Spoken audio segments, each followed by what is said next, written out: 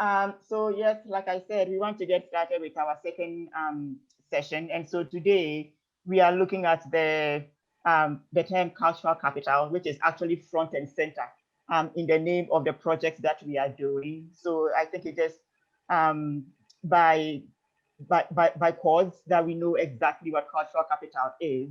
And the whole point is not just to know about cultural capital, but then know when to use it and understand why it matters. Most times when people are in an advocacy position or in a difficult position, we give up because we don't know the residual capital we have. So the point of wanting to know about cultural capital is to increase our awareness around what strengths we have within us, so that when you come across like a wall, you know exactly what to deploy to advocate for yourself. And in the name of this project, the bigger goal would be, once you know how to advocate for self, then you are going to be using these same tools to advocate for bigger level change. So think about that trajectory all the time when we talk about all of the concepts that we are doing. Let me just start by volunteering. Raisa, can you see our screen? Me? Yes, can you see the screen? Yeah. Okay, yeah. I am volunteering you to do our land acknowledgement for us, because we want to make sure that we are in consonance with, the people that, were deprived of their land, but for which we are still able to be here to live, play, and work. So if you don't mind, do us the honors and do our land acknowledgement for us. What, do I just read out the... Just read it out, and if you want to add your own words, you can do that. Okay. Where? Just eat. Be quiet. Eat. Stop. Our land acknowledgement. Let us acknowledge the traditional territories of the people of the Treaty 7 region in southern Alberta, which includes the Blackfoot Confederacy, comprising the Siksika, Piikani, and Kainai First Nations, as well as the Tsuut'ina First Nation and the Stoney Nakoda, including the Chiniki, Burspaw, and Wesley First Nations. The city of Calgary is also home to Métis Nation of Alberta Region 3. Thank you very much. Let's try to get the pronunciation for Is it Tsuut'ina, right? It's Tsuut'ina. Tsuut'ina. Yes, Raisa, did you hear that? So it's Tsuut'ina. So the TS is kind of silent, or the T is silent. Okay. Yes. Anyway, so for the so we've done our land acknowledgement, and so we'll just go into the reason why we are meeting here today. We already know what our rules are for meeting. It's all about creating a space where everybody feels welcome and entitled to participate. We are just trying to build this community of belonging. I believe everyone was here last week. I was seeing someone else. I'm not sure that. Oh, let me try to. Okay. When? Oh no, there was a name I saw that I didn't believe was here the last time we met. Diana? Diana, yes, that's a new person, right? Mm-hmm. There's a few new people this week. They were just in exams last week. Yes. So yeah, a few of them are new. Okay. Right? Yes. I was just wanting to maybe just give 2 minutes to just talk about this for the benefit of those who weren't here the last time. And for the rest of you, it's just like recapping the environment that we are trying to create. Caroline, welcome. I can see you. So like we said, for just recap, and also for those who weren't here last week, these are the modalities under which we are operating. So on the left side, you will see the concept, and on the right side of the screen is what we intend to be doing with the concept. Ballpark is just to say we want to create an environment in which everyone feels welcome, feels empowered, feels like your voice matters in this space.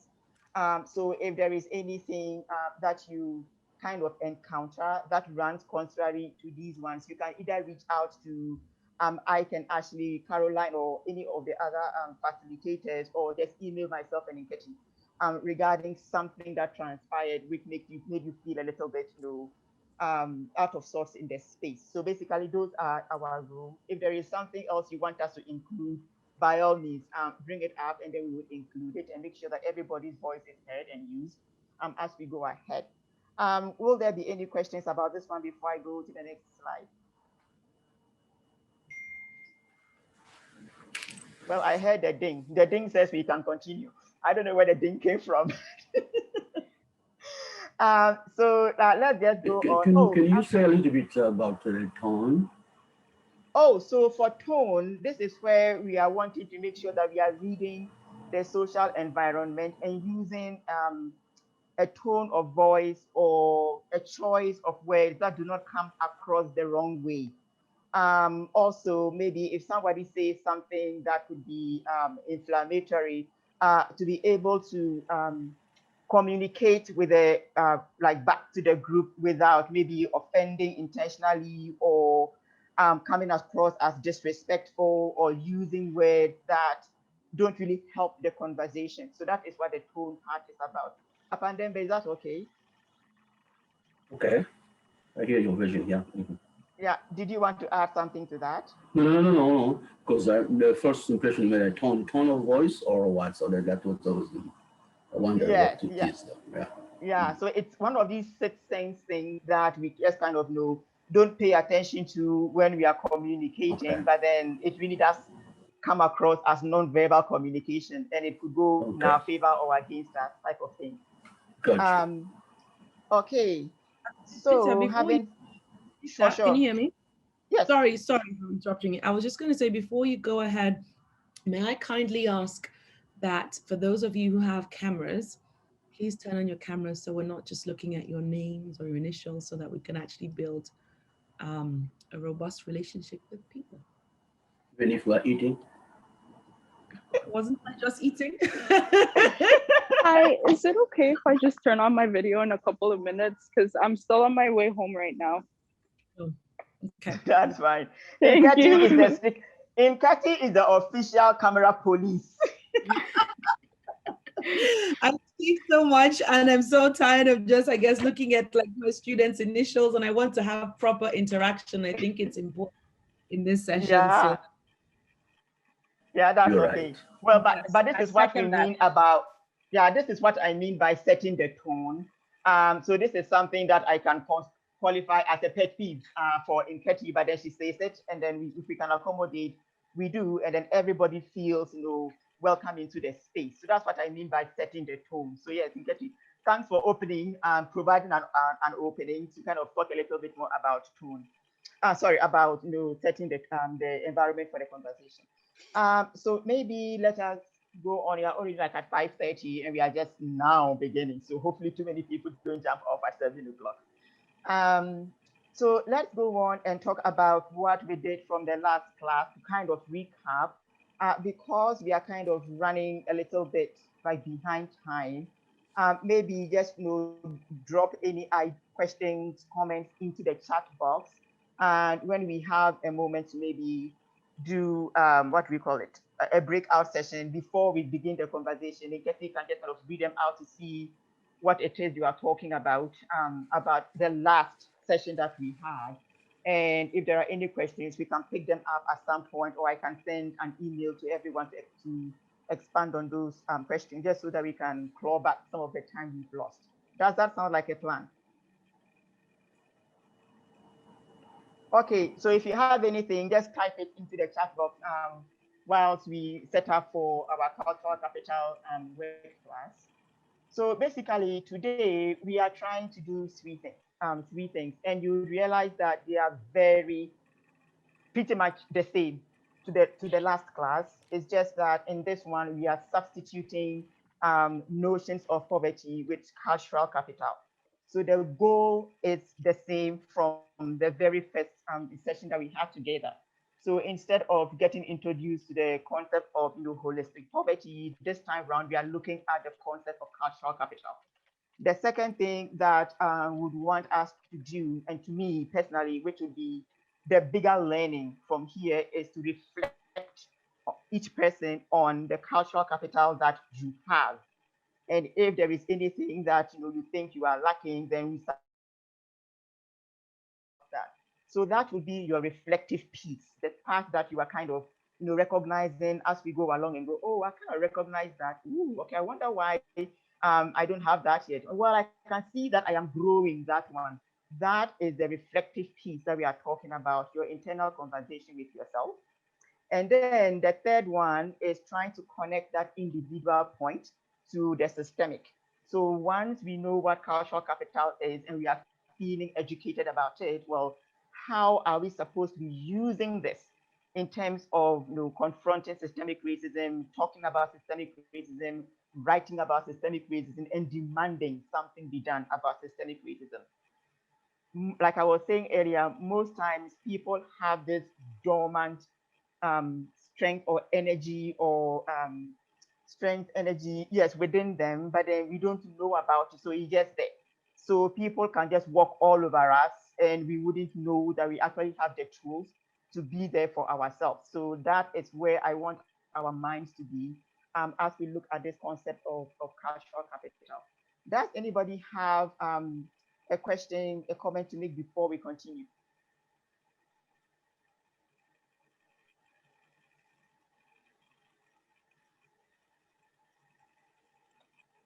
Okay. Nkati, did anything pop into the chat about the notions of poverty, questions, comments? No, just some stuff about some pondu and some fufu and things like that. And nothing else.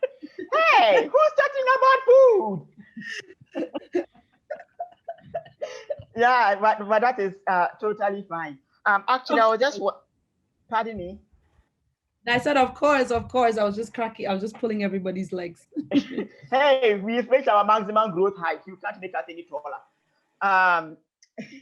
But actually, one of the things I was wanting to mention, which just slipped my mind, and I'm remembering now, is for all of the participants, remember at the end of the last session, we had talked about you kind of plotting your various poverties. So if you haven't done it, the work, the assignment is still there. Plot your poverties and just leave it. At some time, we would call back for it. So if you haven't done it, you'd want to make sure that you do that alongside somebody or with yourself, or even like call up one of us or the facilitator to help you with that. It's very important that you do that because you want to, as I was indicating, map your growth. So then if you don't do it as we go along, then we don't see how far you have come, and you wouldn't even see yourself how far you have come. So make sure you take these little assignments quite seriously and get them done. Okay, so Rita, sorry, yes. Rita, we have a question in the chat by Christiana because she wasn't here last week. No, not last week, last time. So she's asking, where can we find the assignment? So I'll leave it to Rita to answer that. Yes, so the slides are with Ashley, and actually all of that, not all, everybody, but I think Ashley has the slides. So if you can share it with all of the participants, then they can use that as source material. Because that's the intention for all the slides. So once we get the slides, just make them available so people can actually use them as we go along. So for Christiana's question, if you can, I don't mind actually sending those ones to you directly, just to make it easier for you. So maybe if you can send me an email, I will send it to you directly. Okay, thank you. Yeah, so what I can do is when we get into the chat, I'll message you my email address and then you can contact me, you can go from there. Okay, sounds good. Okay, so let us kind of jump right in and do some boring introductory talking, and then I will stop talking and then we can have everyone else participate and contribute.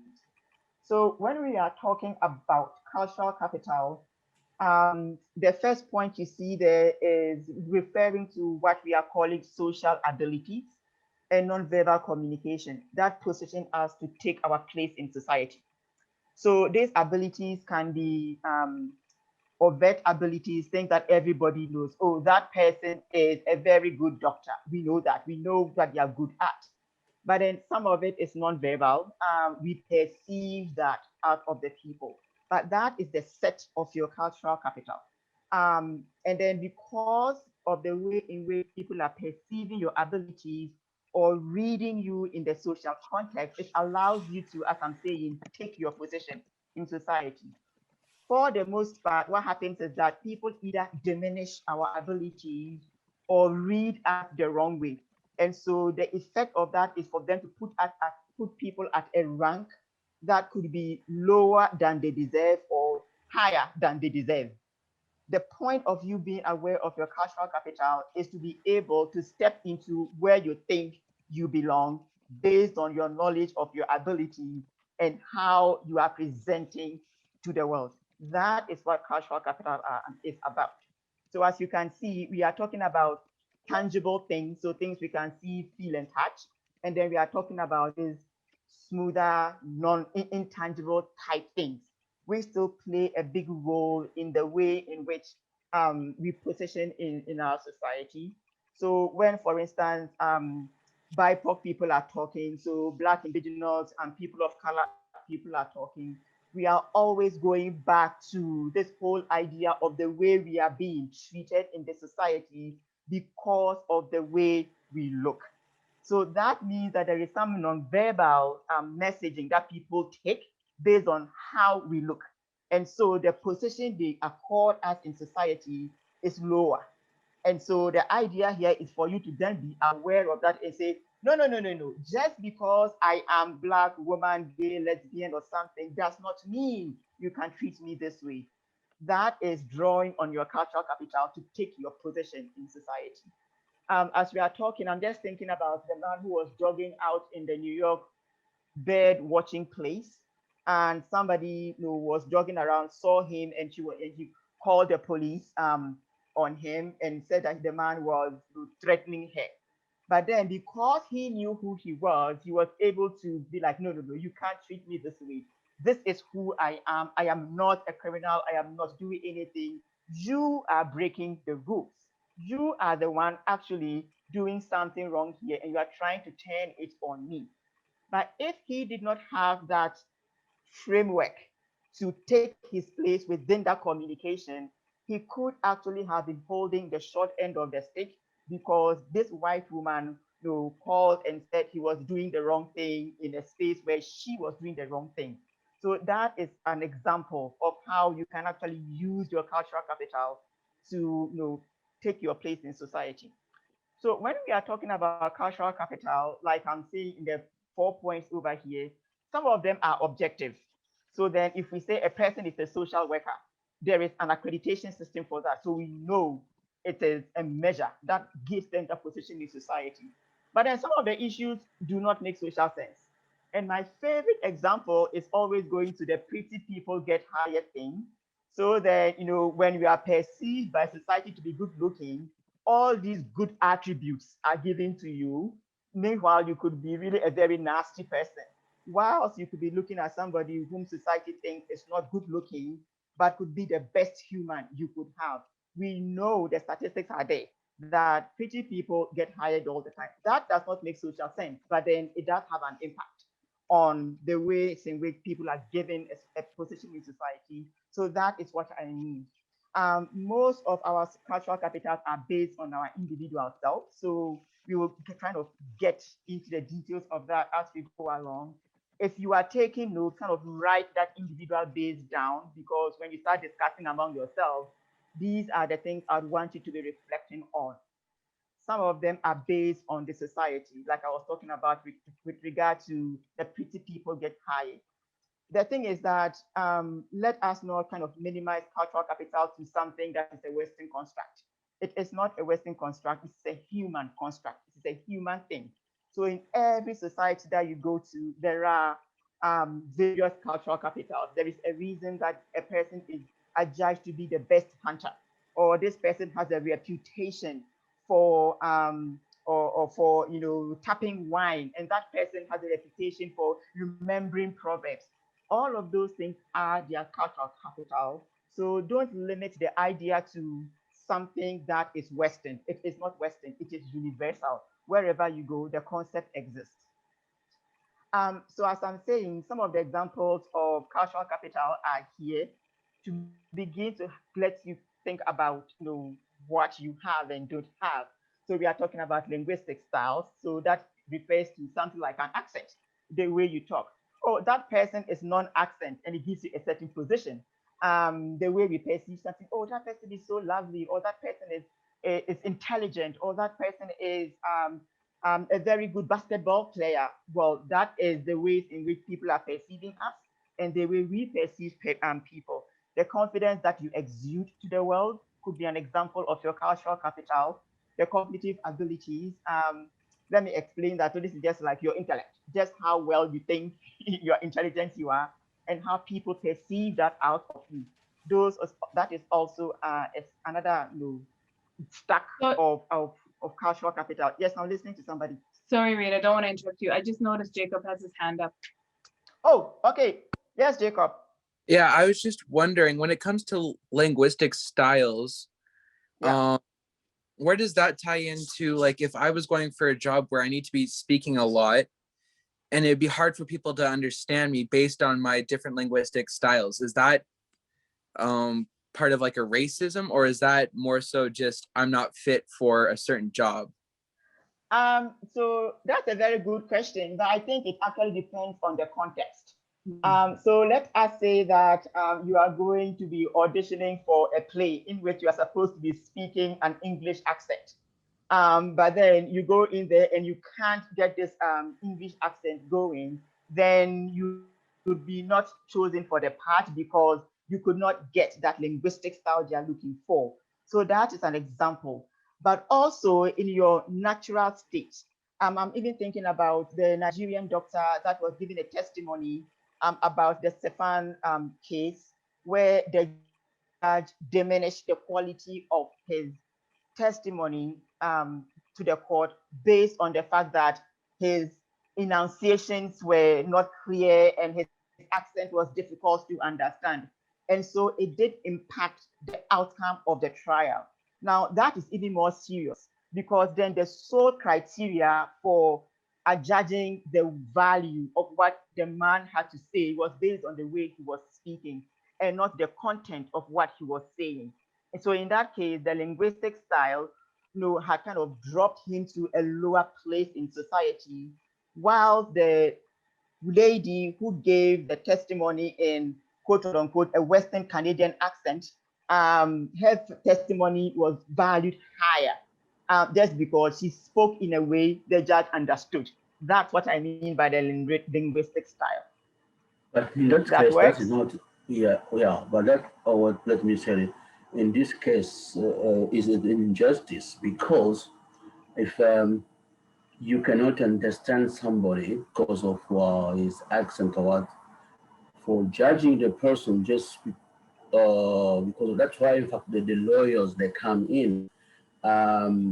What they will have done is to get somebody who can interpret what the person is saying and not just judging him because in fact, I have a question. Personality also comes in. We cannot be all the same. We are different, and even express differently. The same thing can say, you're right saying that how you say it is also a problem.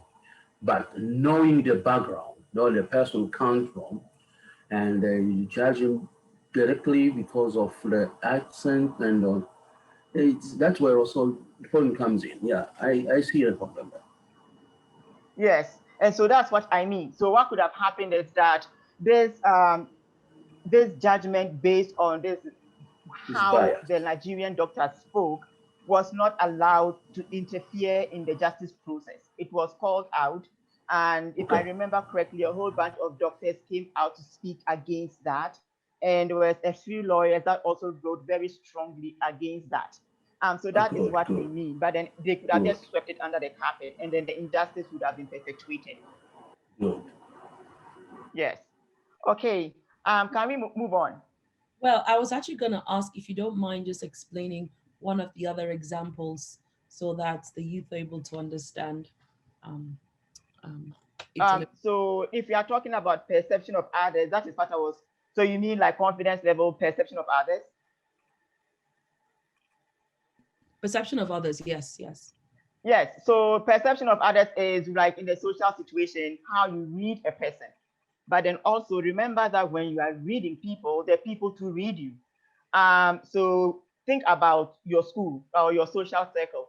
When they mention a particular person, like, oh no, she's an, and then you would say something, a descriptive. Now that is your perception of the person.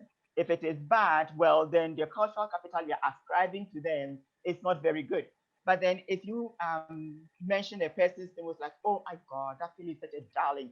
There is a way in which a fellow presents that makes you recognize the humanity in them, the goodness in them, all other good qualities. So we as people in society, everywhere we go, people are reading us, we are sending signals and we are receiving signals. That is part of the cultural capital we cultivate. So let's say a person cultivates a reputation for being a complainer on the job, right? Well, if that is your the perception of you at work, it will really count against you when we are talking about responsibility ascribing or who is supposed to be a team player or who is doing all of that. They may not tell you directly, but then it impacts the amount of cultural capital that you have.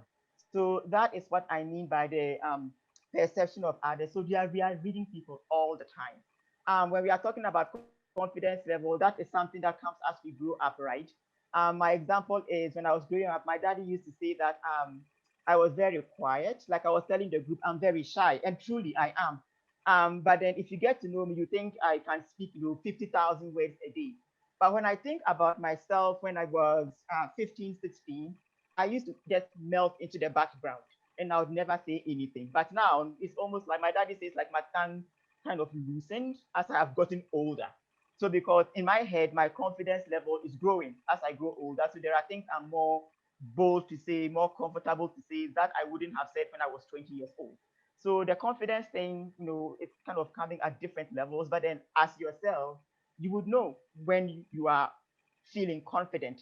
And sometimes you feel confident in different contexts. You may not feel confident in your class, but when you go to church, like you are on all your throttles, like firing away. And then when you go to a supermarket, it's like, I really don't know. But then when you're at your job, serving at maybe, I don't know, Tim Hortons or something, you exude something. You are just so much in the spring of your step. That is what I mean. So your confidence can actually change depending on where you are at. So it is not a ballpark thing. But then once you are aware of it, you can work on it. Because as I'm saying, if you are talking about the way people perceive you and you enter a space and you are timid, we be like, oh my God, she is so timid. Like she's good, but then she's just so timid. So you want to make sure that you are exuding differently. That's what I mean by the confidence level. Cognitive abilities, we are talking about just basically the intelligence you have for different things, not just book intelligence. So again, that is a very broad thing. So you can be intelligent for physics, but you are no good at writing. But then you have to be aware of that, or that you are very good at art, but then when it comes to running around sport things, that's not you. All of those things you are using cognition to do. So that's what we mean by all of those. Social privilege, yeah, we are talking about racism over here. So we are talking about things that we have not earned, but which are just bestowed on us because of a perceived background. So you are from a rich family, or you are from a family of pilots, or you are male, or you are female, or you are a white person, or all of these things sometimes that make no sense, but then you are just given privilege that you did not earn. That is social privilege. Once you earn it yourself, that's a different matter. So that's what I mean. And you can just keep on expanding this list as your understanding of cultural capital grows. Is that okay? Jacob has a question. Yeah. Yes. Sorry. I was just wondering how this ties into like an affirmative action point of view. Actually, I wouldn't even say that it does play a role in affirmative action. actually is people that have very high cultural capital tend to push back on affirmative action, because then the idea is that no, even if you are telling me I am getting this space because of the fact that we are trying to meet a gender quota, they'll be like, no, this is not Right. about a gender quota. This is because I am qualified and my voice needs representing here. So it is not about tokenizing or saying that we are putting a person in this space just because to fill it. Within that arena of looking for representation, we are still going to be looking for people that have a particular skill set. So if you don't meet that skill set, you are not getting the spot. So it's I really think it ties into affirmative action in that way. You still have to have the cultural capital to meet the spot that has been reserved. Does that help? Yeah, that does. Thank you. Okay. So let us. So Yes? let me come again on perception. Where people, because you are right saying that people all the time they read us. They have kind of a perception of. But to help myself, so that people can read me very well, or read me well. Knowing that the perception also is not innocent, in the sense that they are the preconceived kind of ideas which comes them to perceive you in a certain way. How much, what really I can do if there are some preconceived ideas, so for people to perceive me that way, to help them to see me, to read me differently. You get me what? Yes. So I understand from what I'm hearing, you are saying it is possible that people will read you differently. And what can you do to not have people read Wrongly. correct that They impression can of read you? me wrongly. Yeah. Yes. Exactly. That's a very good question, actually. And I think I would open it up to just what people are thinking around that. Like, what are some things we can do to correct impressions of us that we think are not right?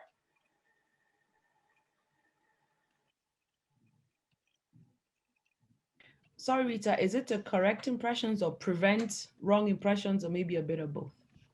A bit of both. So what Papa Ndembe is saying is that somebody could read you wrongly, but then what do you have within your power to correct that reading that a fellow had? So it could be preventing or actually correcting it. It could be a bit of both, really. Doesn't matter.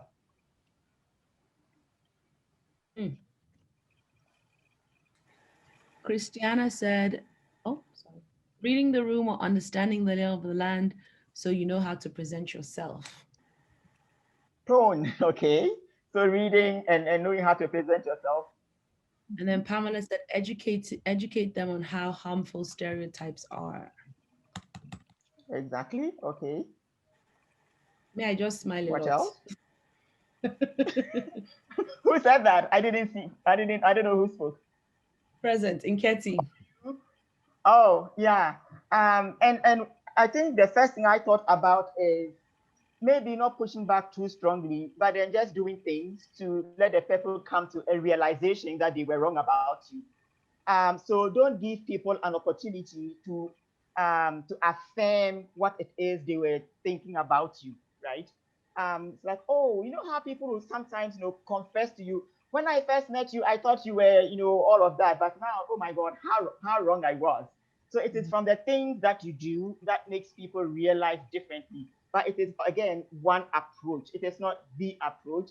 If I'm remembering correctly, Christiana was like, reading the lay of the land before you begin doing things, just so that, you are presenting properly. It's a very dicey thing to do. Papa and Dembe, does that help? I'm getting help there so that we can know what to do. Yeah. Well, if I can just say like an example of what I'm hearing here, what the eye contact, if you're talking to a person, the eye contact, it's really valued to the point that they can judge you about that. I mean, on that. If you don't keep the eye contact, can even dismiss you and say that what you say is not even true, and which is a very, very, and is a cultural thing, I would say, because where I come from, if you, a young person looking me, I mean, when I'm talking to you, I will take it as a sign of disrespect. You don't respect me. Or when I'm talking to a woman which is not really, I don't have a thing. Actually, not gazing. I mean, looking at her like, and some of these things, the cultural, they come with the culture. And here, somebody will just dismiss me, say, no, look, how? Yes. Now that I understand, I should make an effort to look at the person because I'm aware of them. If I'm not aware of that, that is a problem. Thank you. Yeah. No, I hear you loud and clear. So like back to the point that Christiana was making about reading the context. For instance, up here in North America, we don't call people, doctor, professor, anything like that. But then when you go out into Asia, it is actually demanded. You call the person, even if a professor, you call them professor too. So that you don't take what you do here in North America and go to South Korea and say, well, in North America, that doesn't really matter. So here too, I'll just call you, Sum at Q, and so that is it. You have to be able, because then it comes across like you were saying, disrespectful of the culture of the person. So to Christiana's point, it's very important that being able to read the context and following the context to make sure that you are not, coming across the wrong way. Rita, I know we have to move on, but I'd like to just, like, for me, I focus on building like trust and relationship and making sure that the person that I'm connecting with feels completely comfortable. Because if there's kind of a sense of, is she trying to talk over me? Is she trying to this? Then that builds distrust. And so I tend to, for me, I work on that trust and that relationship piece. And so, well, I hope you're adding that to the notes on how we can, deal with, how to work around how people perceive us. But yes, so there's no right or wrong answer. It is more individual based. How do I navigate my spaces in such a way that the cultural capital that is accrued to me is not diminished in any way? And that comes with, age, maturity, and just practicing. So there are no right or wrong answers around that. But then that is what I mean by reflecting together and growing together. So when we talk about types of cultural capital, there are 3 of them. And I'm just wanting to let us look at the diagram here, especially at the arrows. What am I trying to communicate using the arrows over there? I know there's incorporated cultural capital, there is objectivized cultural capital, there is institutionalized. But when you look at the diagram and all the arrows, youth participants, what does that suggest to you?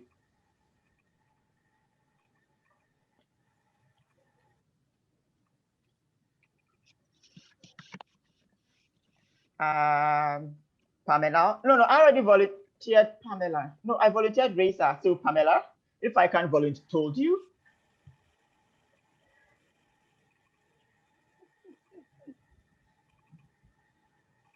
Pamela, I think you're on mute. We can't hear you. Yeah. Yeah, I was saying I don't really know what it means. I was just waiting for you to explain it. And okay, that's fine.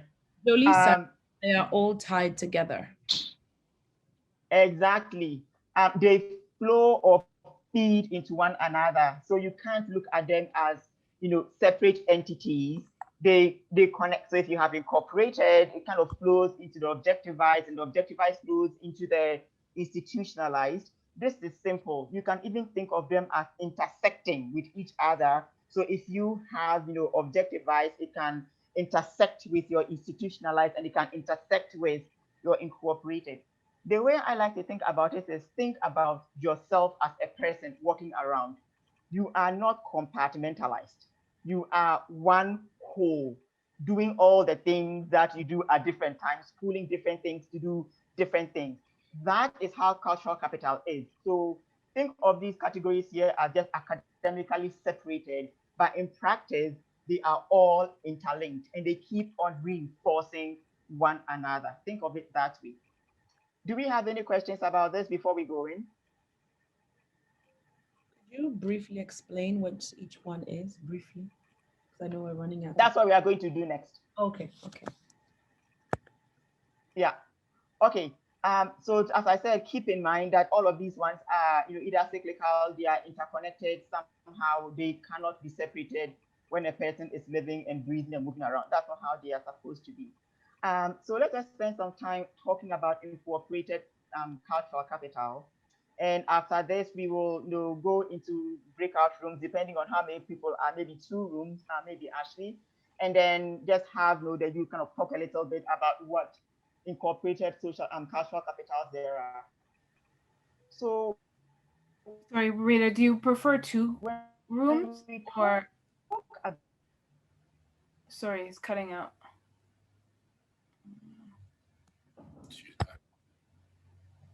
Can we do 2 rooms and then the rest of us who aren't youth participants remain in the main room and then they come join us back? Oh, so you want just the participants on their own? Okay.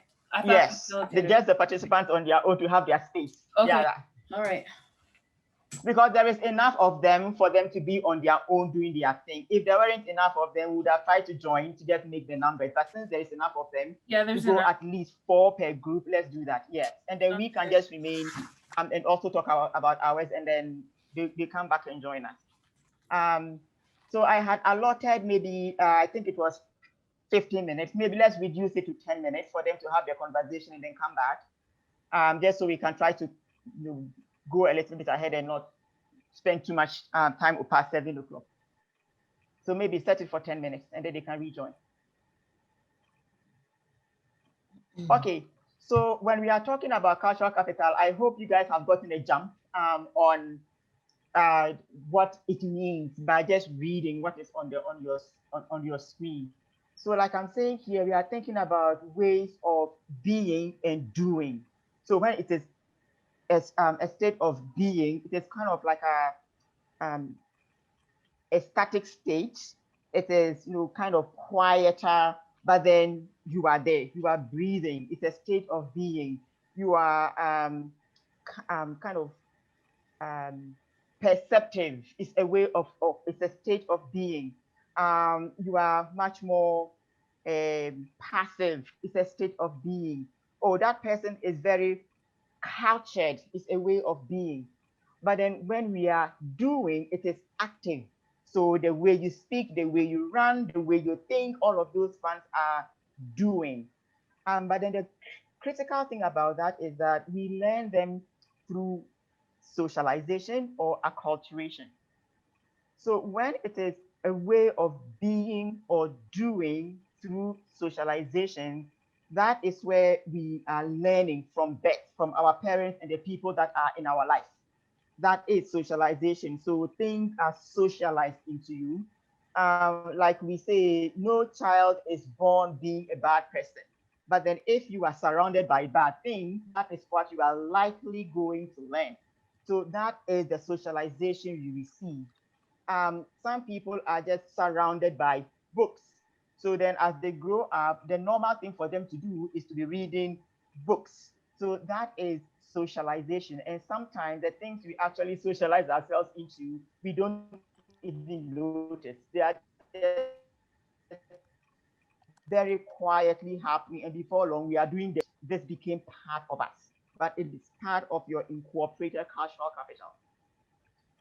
The second one, which is acculturation, is much more of a process that you are aware of. So you might have gotten to a point in your life when you went to a new place, encountered a new person, encountered a new way of doing things, even a new way of thinking, and you adopt that or you adapt it to yourself. That is a process we call acculturation. It's very different from socialization. For most people who are in tune with themselves, they can pinpoint exactly when they picked up a certain way of doing something or a certain way of being because of the acculturation. I always say, like back home in Ghana, I was never a coffee drinker because coffee drinking is not just a thing in Ghana. But then when I came here, I was just kind of walking around, and then before long, I was standing in the line at Tim Hortons, wanting a cup of double something. And I can pinpoint when that happened. So even though I'm not a coffee drinker, there is coffee in my life, and I can tell you when it happened. That is an example of acculturation. Or for those of us who immigrated here, even our views on maybe LGBTQ issues kind of shifted, because then we are at home and it's, oh no, that is a sin, it is wrong, you can't do that. It's very black and white. But then when we come here, we may have those views. And when you are here 5-6 years, you realize that your thinking around that is much more broader, much more inclusive, much more permissive. Your way of thinking about that changes. That is also an acculturated thing. So think about yourself in those ways. Some of you may have acculturated things, some of you may not, but it does not matter. The bigger thing here is that you do have your set of incorporated cultural capital. The big question for you now is, what are they that I have? So that is the big question that you'll be taking into your discussion. What are some of the types of incorporated cultural capital that you have? So be thinking about the way you were raised as your framework for that, and you have a lot of examples. Some of them might be good, some of them might not be good. Just write them all down.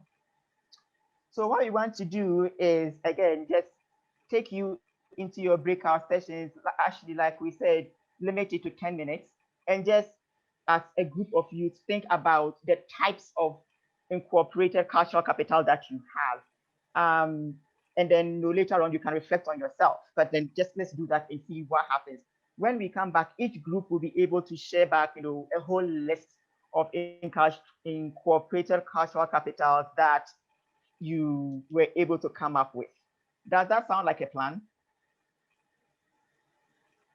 Yeah, you are beginning to be like, oh yeah, I know that, I can do that. Oh yeah, I can do that.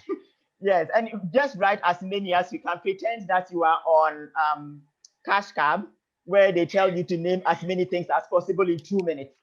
Pretend that is what is happening, and just generate a tall list, and let's hear what you came across. We'll just wait for Ashley to send us into the groups, and then the adults will be here to talk about where we missed the mark.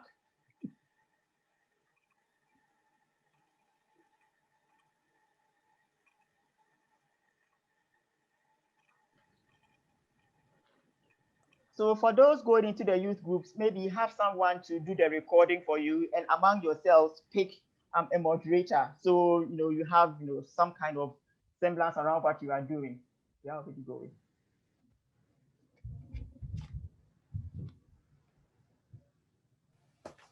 Yeah, the room should be all there for people to join. Yeah, some people have left already. We still have Benita. There's Benita and Christiana that's there. Well, Benita and Cristiano. They can start. The groups can start without them. Benita, are you there? She always has really bad connection. Benita not joined. Oh, she's good now. And Cristiano. Cristiano Taylor.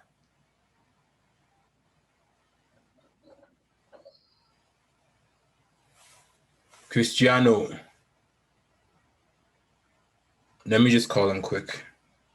Yeah, it's possible that he's not. Oh, there he is. Oh, okay. Okay. Right.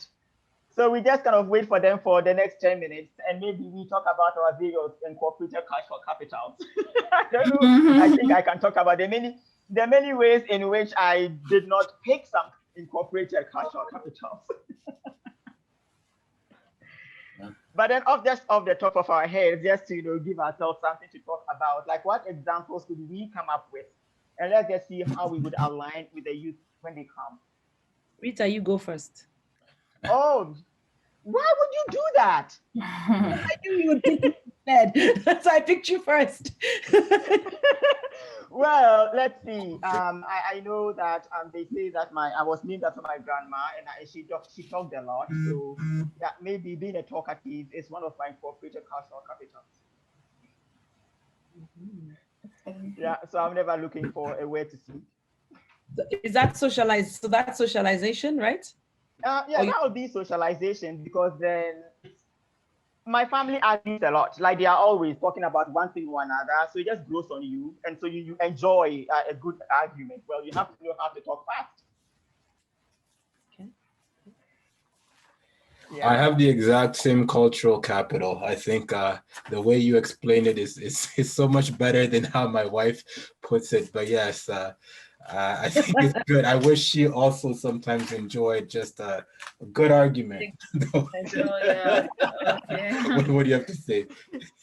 Yeah. No, I'm kidding. I'm kidding. Let us start Caroline. Caroline, what incorporated cultural capital did you pick from your fantastic parents? Oh, I'm thinking. I'm still thinking. I'm sure. Like I don't know why one example is not coming to me, but I'm thinking. I'll give you in a minute.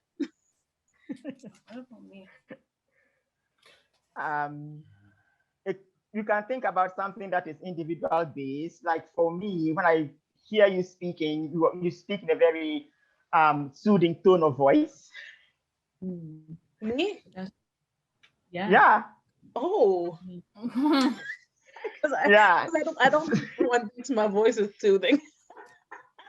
No, well, to me, that's how it come across. So if you have a loud family, you tend to talk very loudly, right? But then it grew on you. Exactly. So if there is anything that you must have grown around people that talk the way you talk. No, they're loud. They're loud. Yeah, right? Like, then you are family, pretending. There's a big. Your mom is. You pretty got a big soft crew, yeah. But my mom is really like the only one that's soft spoken. But everyone else, yeah, we argue like the whole like arguing to get your point across, and you know, I think we have a lot of that. Yeah. But I think also like your accent, maybe it's your accent. I think it's blended between the South African and that Canadian, so it sounds very soothing. Okay, I'll go for that. Linguistic style. So she has a sophisticated accent, unlike some of us who just speak like a raw Ghanaian accent, just like that. I think I came up with a legitimate one here as we were thinking. I think the way us coming from different cultures and that incorporated social capital, I think for us being Africans coming here, a lot of things we perceived as being out of reach, things especially like vacations, like Disneyland kind of stuff like that, and exchanging gifts for every season. We missed out on a lot of sleepovers too.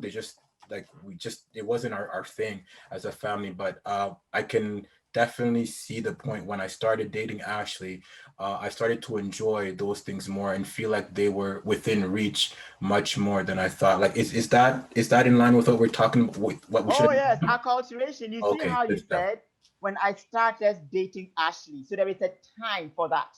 Yeah. That is an acculturated thing. Cool.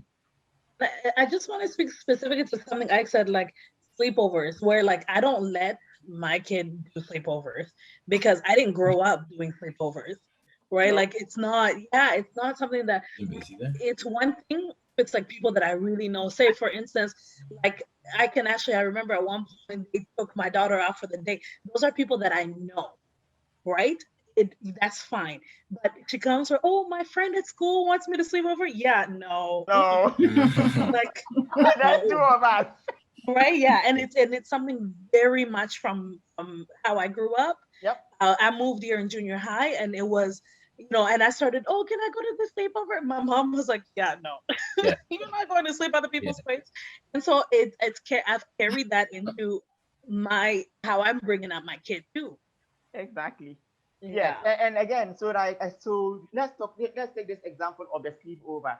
And then what happens is that people may begin to perceive us a certain way because we are not letting our child go for a sleepover.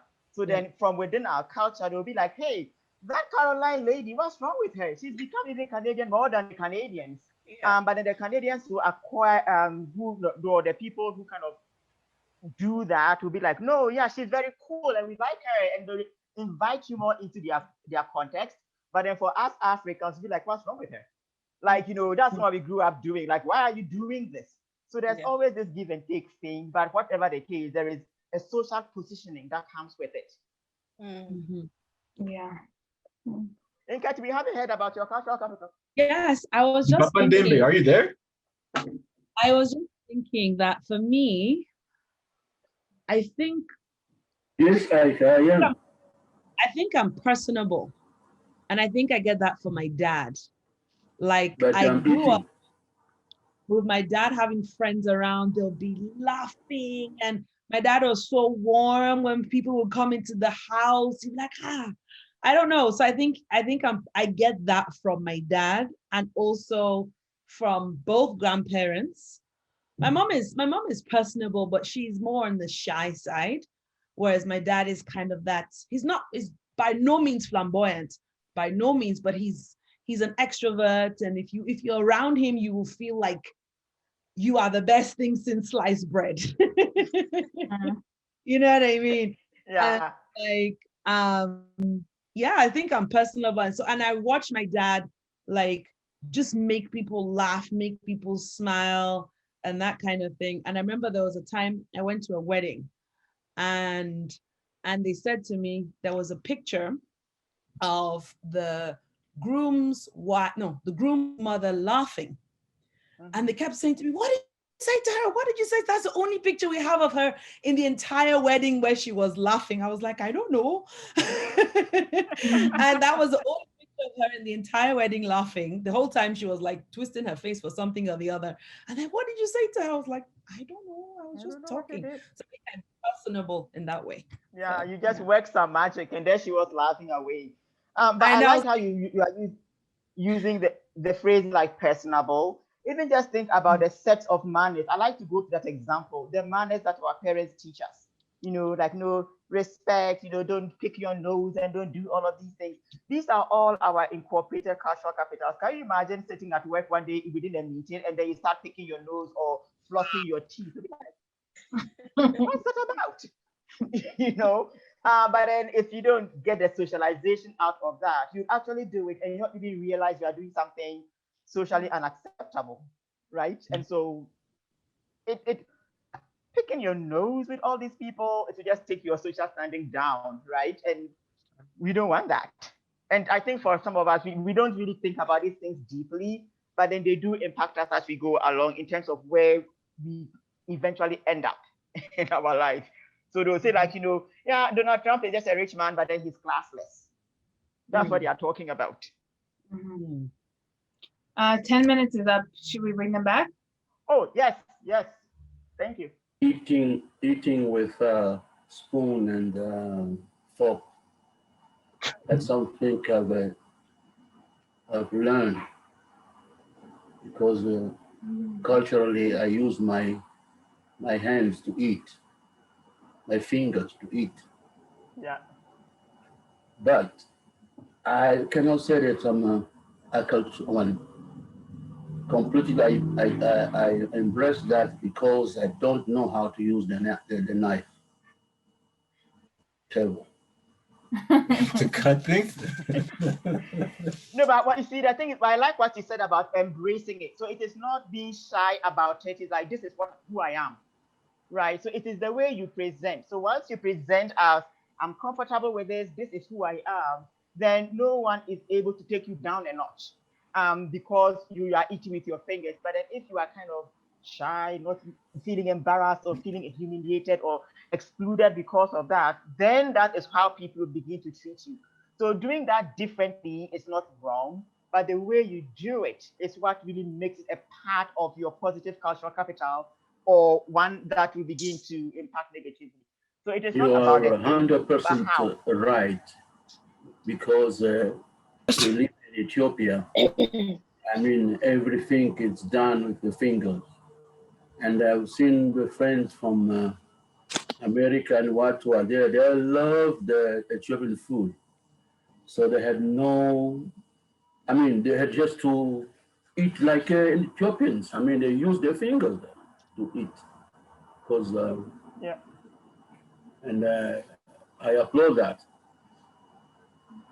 And the one was trying to criticize them and say, why do you use your fingers to eat? And the other one asked, why don't you use forks to eat your burger?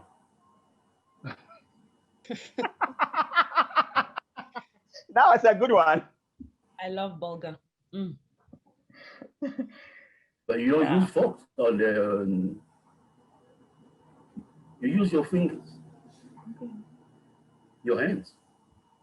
Okay, I think everybody's back. Oh, they are? Good. Yeah. Oh, fantastic. So my screen is kind of small. Let me try to make it a little bit bigger so I can see what I'm doing here. Why am I not able to? Oh, Lordy. Anyway, whilst I'm trying to figure out why I'm not seeing everybody, one group can just, quickly tell us what you discussed, like came up with in terms of what your incorporated cultural capitals are. So let's hear one group.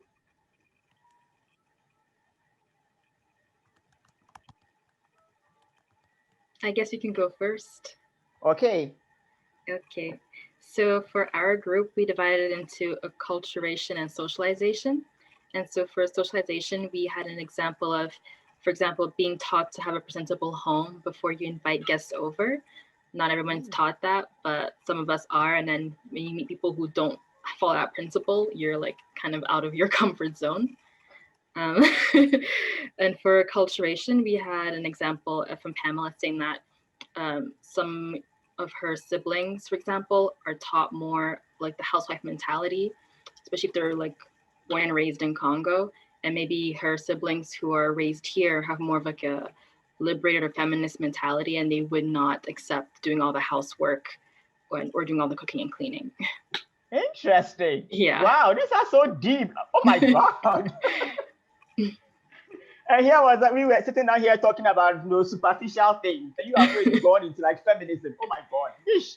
You guys, adults, I said adults, facilitators, whoever, step up your game. Don't let the youth and young people disgrace us. Seriously. Can I just ask one follow-up? Sorry, Rita, sorry. No.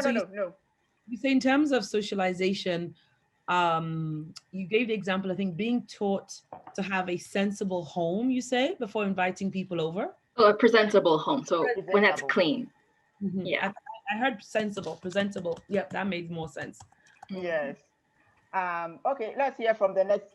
Oh, sorry, Christiana. Was that all you discussed, or there is more? Oh, there was more. Sorry. Another one we had for acculturation was maybe the principle. We kind of thought of like Congo versus Canada here. So maybe girls being taught to be more modest in Congo versus here you can be a bit more sexually liberated or like open with how you present yourself. For example, colored hair, piercings, and stuff like that. And for socialization, we had another one that's, for example, your relatives teaching you to call non-relatives auntie and uncle. Something like that. Yeah. That's a big African one. Yeah.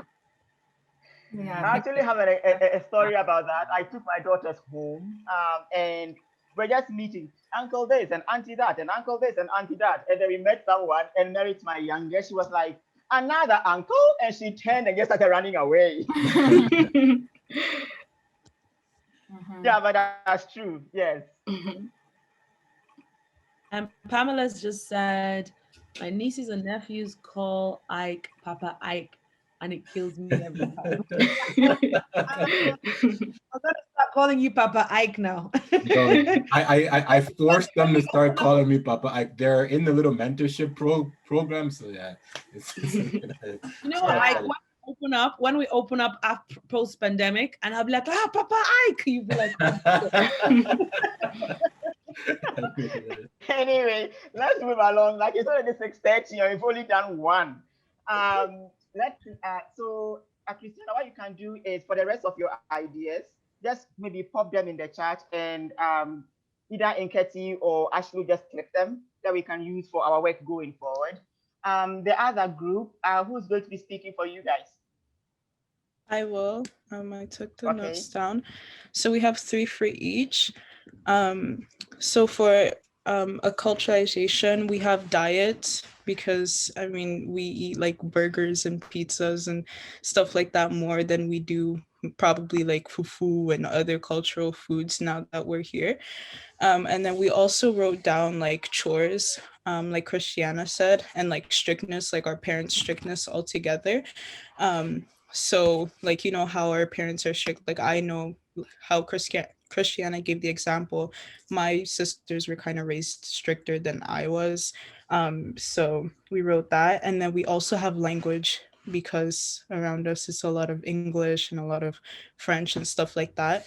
So we tend to start speaking more English even around the house and things like that, than our native tongues. And then for socialization, we have religion, because most of the times we do, like, religion does follow us wherever we go, like from home to when we come to a different country.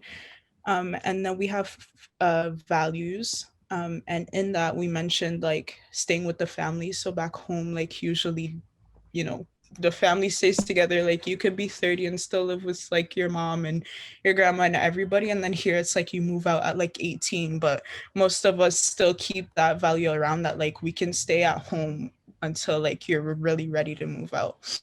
And then third was work ethic. So like Africans are usually hardworking in Africa, and they're gonna come to Canada hardworking as well.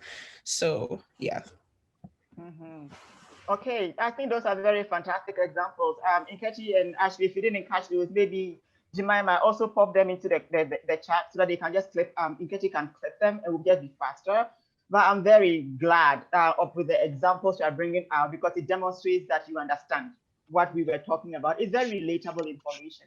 Just before we move on, Jacob, if you don't mind, I was just wondering, being the only non-African here, let me give your voice some, a space. What are you thinking around what you just heard? Yeah, I didn't really have much to say because what I've grown up with is kind of all I know. I don't know any other way. Like it's just kind of natural, everything that I've grown up with. So there's no big changes. Yeah. But again, just think, all of us think about what we heard. And so when you begin mapping your own cultural capital, incorporated cultural capital, there is endless things that you can put in there. We're talking about, being talkative, the respect you show, the manners you have, all of those things are part of your cultural capital, incorporated cultural capital. So actually, let me not forget, even the way you present, like somebody was talking about pink hair and all of those things, it is part of it. So add the way you look in your head, like, do I feel beautiful or do I feel ugly? All of that is part of your incorporated cultural capital, because it was either socialized into you or you came to the realization. So all of that is part of it. So having done that, let us move on and talk about objectivized cultural capital. This is a fun one. So when we talk about objectivized cultural capital, we are talking about the value we accord to ourselves and the value other people to accord to ourselves because of the things that we have. So this type of cultural capital is more material based. It's the things you have around you. So like I'm saying over here, the things that makes you feel like noticed, important, included, aware, cool, those are your objectivized cultural capital. I don't know if you'd want to have one or two comments about that before we go into the breakout room, because I feel like it is right there. It's simple to understand. So then my question is, when you hear that the first time, what occurs to you? Let's give space to the youth participant first, and if you don't, when you're finished, then we can open it up to the rest of us. Pamela put her hand up if you want to answer that one quickly, Rita, by any chance. Yes, what did she say? No, she just put her hand up. Oh, you're now going to speak. Okay, yes. Okay, I noticed that clothing is a big deal here.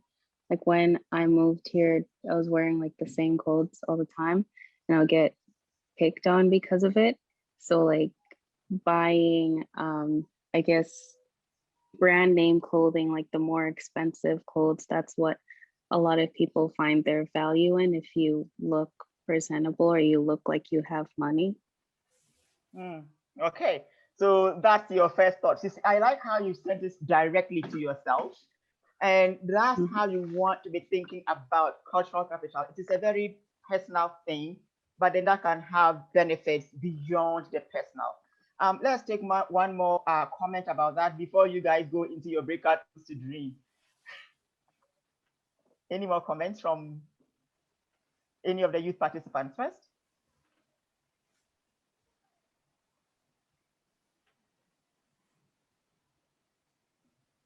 Okay, outside of the youth participants like Carol, Nkechi, and everyone else, what was your first reaction when you saw this whole idea of cultural capital linked to the things that are in our life? What was your first reaction? I think for me, maybe like, we're getting a little bit older. Ike is going to have a birthday on Saturday. We're thinking about, things like, what kind of your house, what kind of things like that do you own, and what kind of car do you drive, and, all those kinds of things. Yeah, and even at this age too, like not just the material things you've acquired, but like your job, even where you work, it seems to be that like your social circle and the connections and the network you have, your LinkedIn profile, like it really shifts from Facebook to like yeah, like all this other thing. For sure. So Caroline, I see you are nodding very happily. Did you want to tell us what you are thinking? Oh no, I was just nodding to what I said. Your LinkedIn profile, making sure it's on par. But even like finances, investments. Okay, what you have going on in those areas. That's what becomes more important, right? And I feel along those same lines is that at this point, moving away from just things, but perhaps what legacy are you leaving for your kids?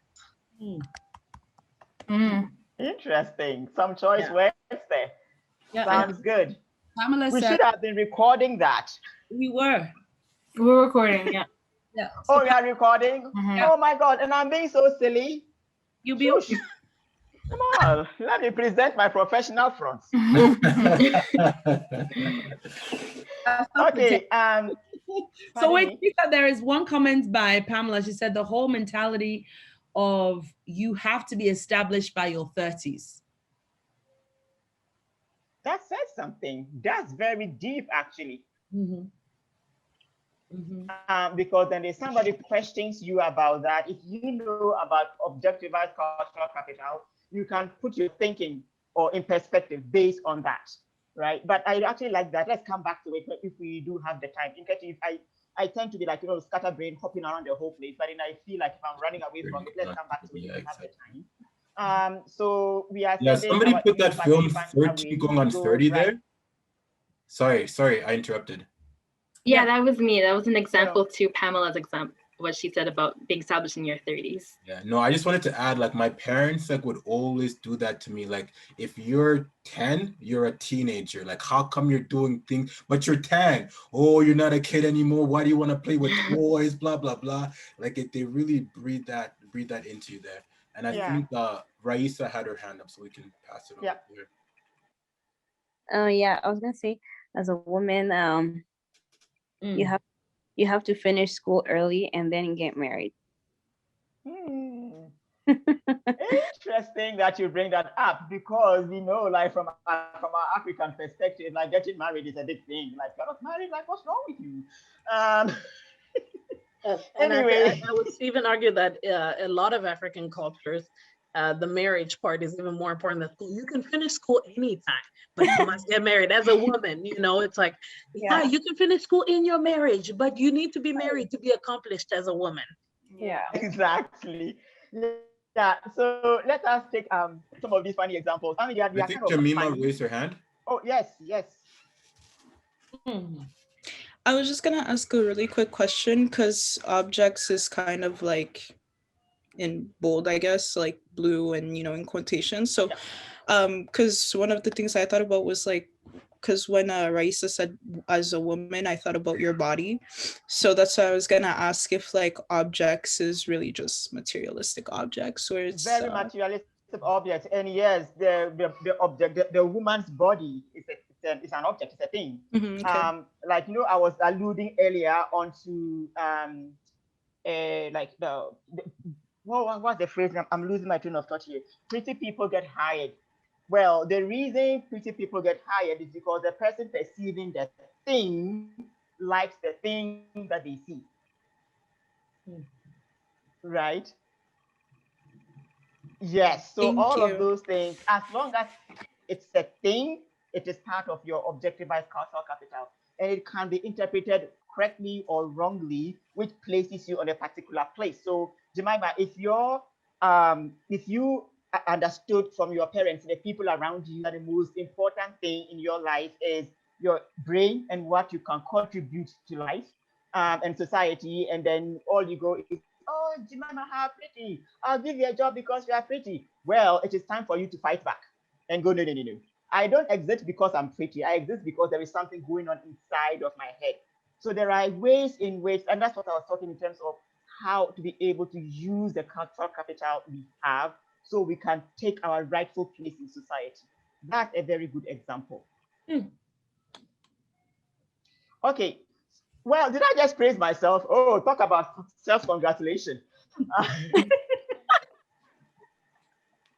Okay, let us go into our breakout rooms. You go have your conversation and come back with some really nice gems that we can work with. Rita, do you want the same breakout rooms or do you want me to mix it up? It doesn't really matter. Okay, we'll keep it the same, guys.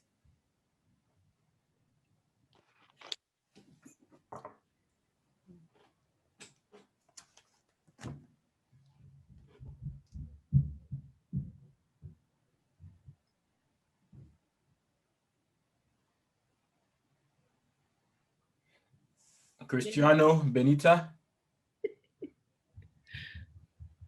Oh, Benita, turn on your video. That she's good. They're good. Yeah. They're okay. good. Awesome. No, but I really am very encouraged by the examples that you are already coming out with. One of the things I like about cultural capital is that it's very relatable. It is not like up there in the weeds. It's right here.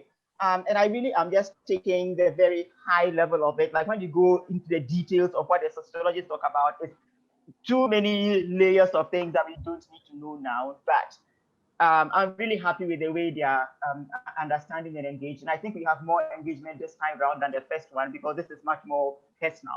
Yeah, I think so too. Yeah. Yeah, and I think they're just not in exams anymore. They're free. They can engage in this stuff a little bit. I think next week we should have even more. We're hoping to keep climbing and keep Sounds good.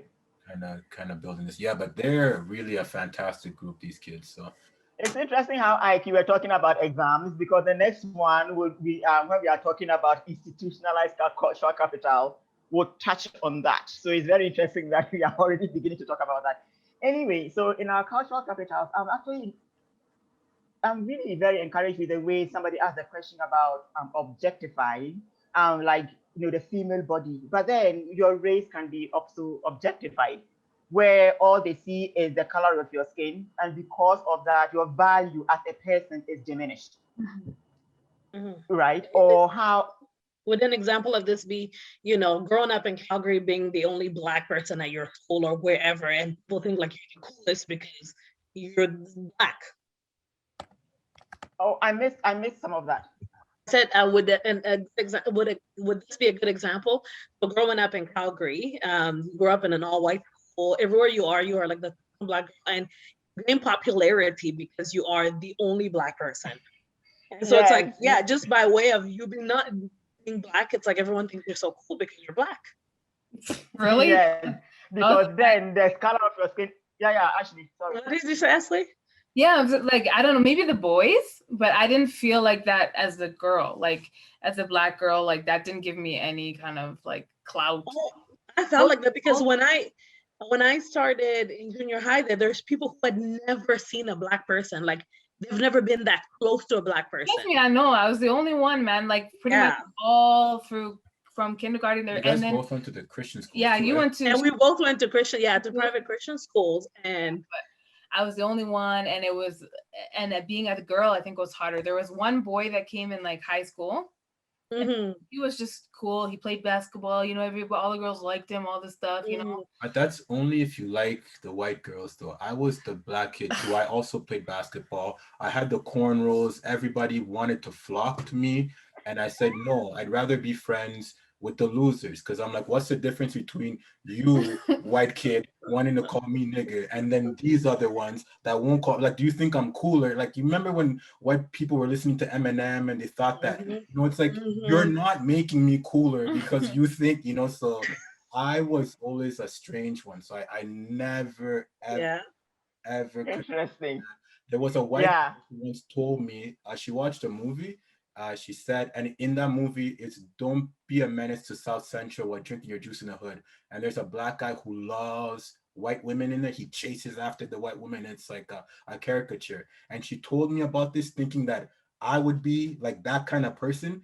I'm like, are you, like, you're telling me? So ever since that moment for me, I said, in the name of Jesus, if you see me this, strike me down. So it depends on Ike. He's too much sometimes, this guy. Stream. He's a lot. Hey, we are observing some incorporated cultural capital here. Leave with me. But like, you're really gonna see that hip hop explodes because white rappers, they're popular, and then you're drop who's gonna help their crew, you know, look cool. No, Legitimize them, basically. No, please. Yeah. No, but one of the things that I'm hoping that the youth will come up with is just the ways in which people try to build their sense of worth by getting things, because for the most part it works against you. And I'm hoping that by the time, you know, we have finished all of this, that and maybe they'll come up with it themselves, but then things do not really grow our cultural capital like that. If you have all of these things, but then the message comes out like you are using the things to compensate for what you actually lack, is going to work against you. So it's an odd one in that sense. Yeah, it's true. And what they're saying about like the women factor, everybody like, when are you getting married? When are you getting married? When are you getting married? And like, we dated forever, so we got that question all the time. Ike was lectured about it all the time. And then the minute you get married, when are you having your babies? Where's the baby? Where's it? It's like, oh my goodness, you know, like, can people just breathe a little bit? Yeah, exactly. Worth is like, what is wrong? What is wrong about that? Well, tell her, Papa. Tell her more babies, right? Oh my God. Yeah, I get into trouble with Papa and then I need a break. Yeah. That is to keep up, you know, the generation, and so. But then, Papa, then the point is that grandparents get a sense of fulfillment and social worth when they have grandkids. So if your children don't have children, then your value in society, well, your place in society is kind of reduced. You know, you see that man over there, well, he's a big whatever, but he has no grandchildren and he's 70 years old. It depends how you say it, because I will like to see my grandchildren and also think of my children having children. Well, because I passed through there and I took care of people. Let them also take care of some people. But I don't value myself on that. Actually, it depends how you look at it. It depends how you look at it. Yeah, it's interesting that you are saying that. It's been 10 minutes. Should I for sure. Yeah. We are just talking and making noises. Let's bring the real thinkers in. Okay. They'll be back in a minute. Sure. I can tell you about the population. Okay, let's people come. I don't want to talk. You have like 45 seconds. They're just going to start streaming in. No, we have also a bio of the ideas that no, you should not have children, you know, let children, a lot of work and this. Now, some of those countries, they have been promoting ideas that they're suffering now of the population, the young generation. So they want us to buy those ideas and then suffer what they're suffering today. No, I think if those friends, look at the population in terms of population, the continents that we have.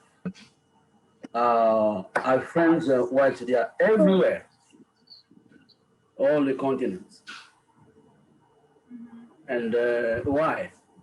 Because once upon a time there were really high populated. So anyway. Is everyone back? I think everybody's back. Hello. No. Let's talk. I have some ideas, but later we'll talk about it. Yes. So welcome back, youth participants, and we are just dying to hear your ideas because you already raised the bar, so we are expecting that you'll be raising the bar some more with the collective thinking you've been doing. So let's hear what you got and see how much we can deepen our understanding and use the concept of objectivized cultural capital. Who's going first?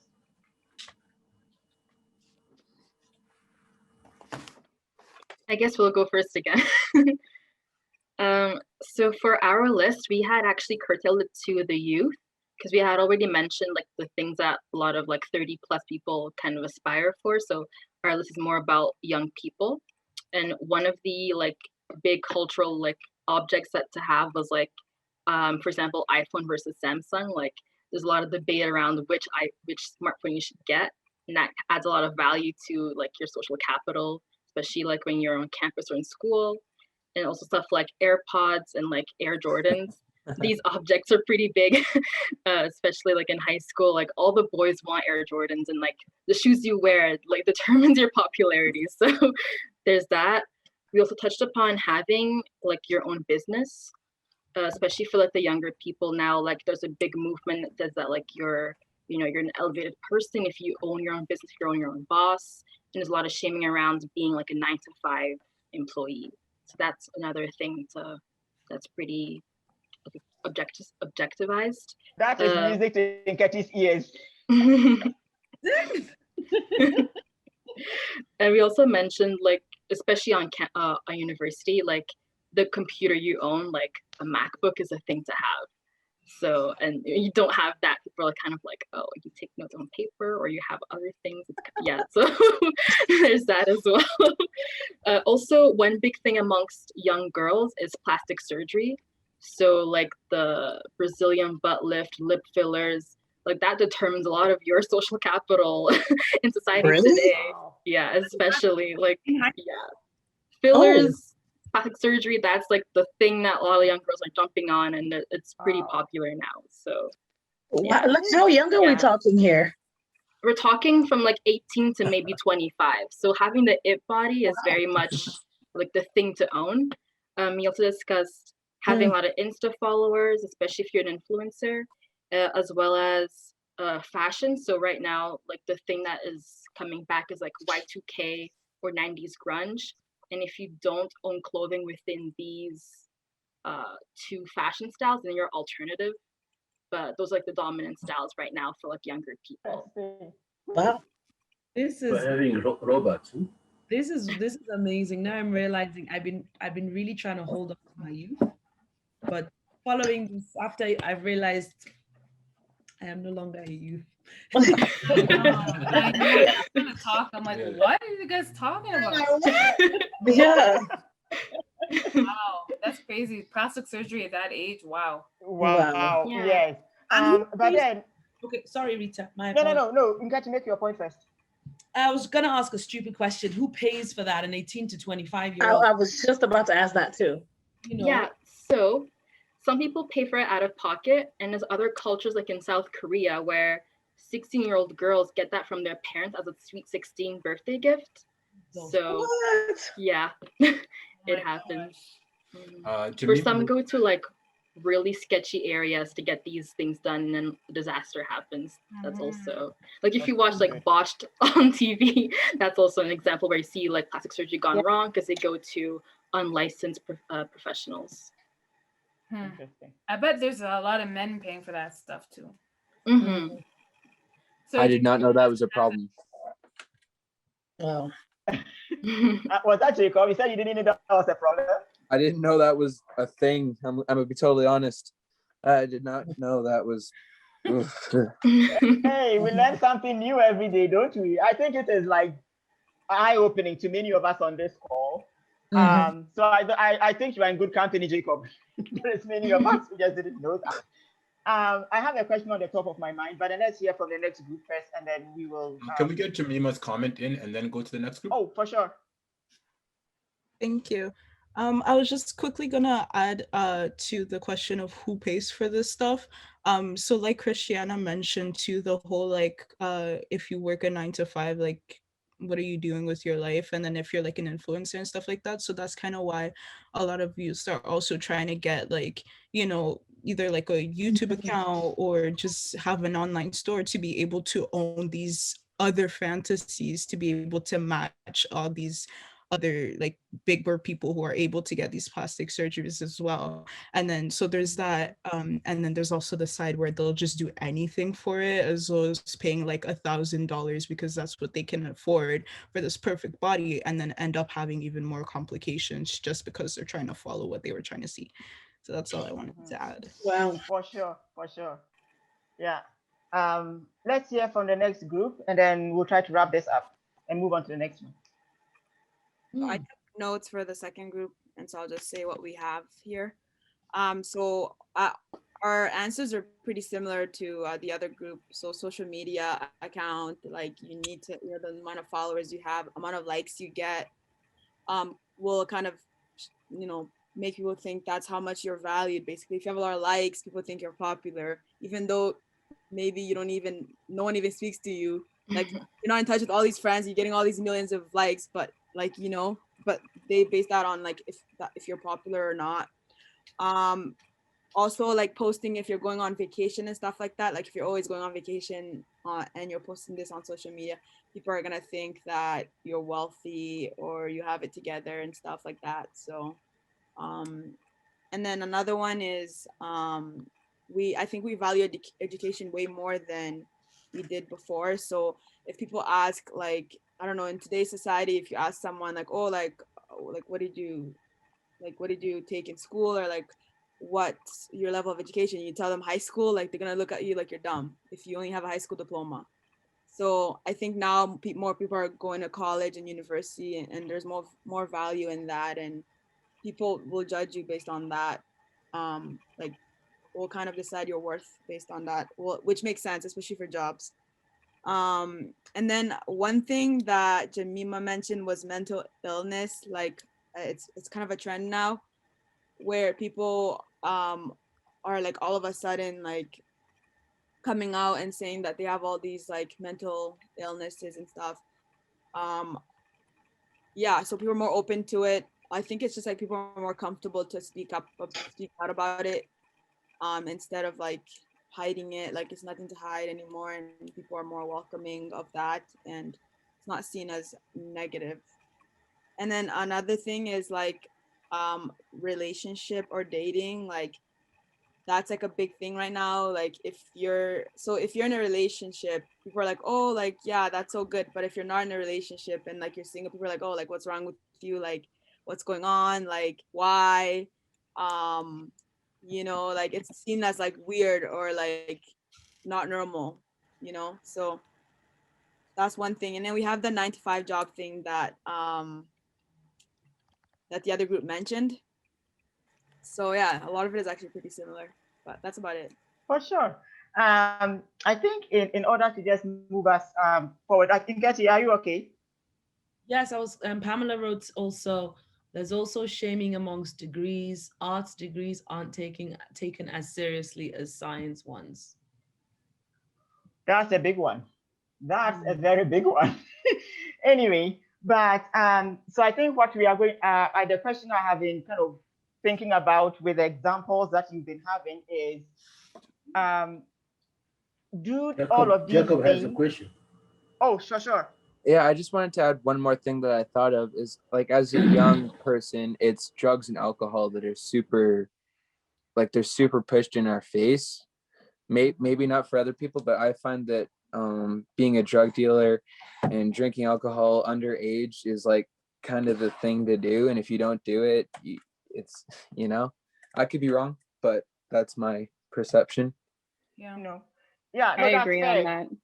Yeah, and that's fair because it does, and I think it ties into what I was going to say earlier.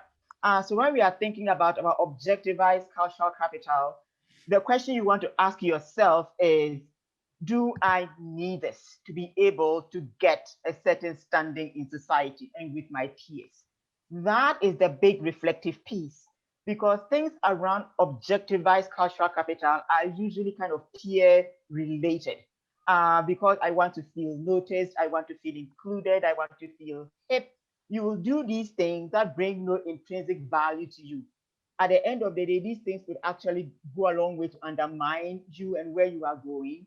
So when you are thinking about the choices to make, whether you need the latest AirPods and air shoes and all of those things, facelift and backlift and all of that, intrinsically, do I need this?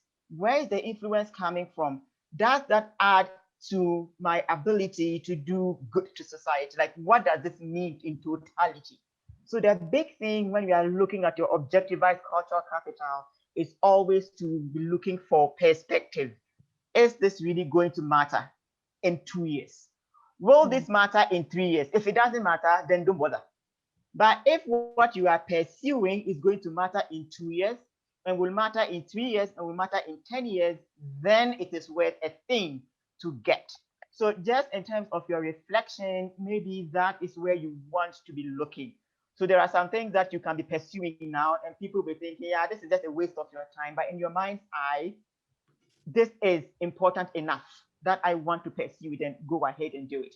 But if it is just about, the latest thing and then it's forgotten in 6 months and you have spent a lot of money getting it while some money could have been, diverted into something else, probably it wasn't the smartest idea. So just think about those lines as you reflect on what your objectivized cultural capitals are and what you are doing with them. You may realize that you just take some of them from your life and simplify your life. It's going on 7 o'clock. Let's talk. Ashley, how much time can I negotiate? I don't know. I don't think it's up to me. Well, I guess I'm thinking for you to kind of, pardon me. He said, let's keep the train going. Maybe like another 10 minutes, maybe? Like, what do you think?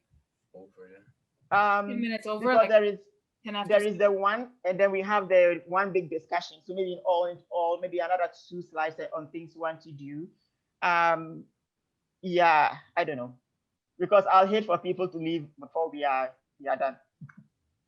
Anyway, let's just see how far we can go. Oh, we've done that. Oh God, really?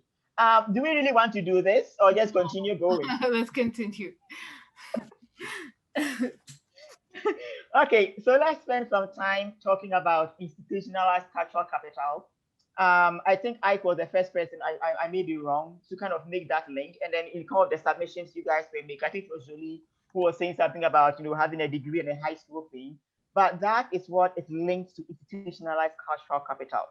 So we are looking at the sense of accomplishment and relevance we feel that is linked to learning, training, and some form of accreditation. And again, don't minimize it to formal education. I got all of these degrees, so that is fine.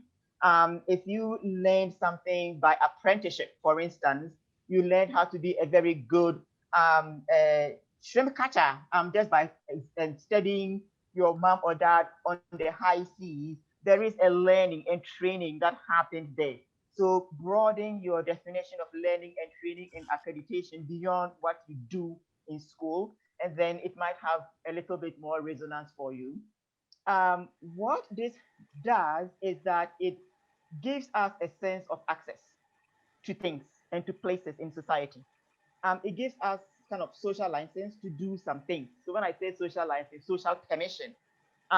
So if I was talking about, being a very good, shrimp trawler, if I don't have that skill and I don't have that accreditation, I wouldn't feel that I can just take a boat, go onto the high seas and start, trying to catch shrimp.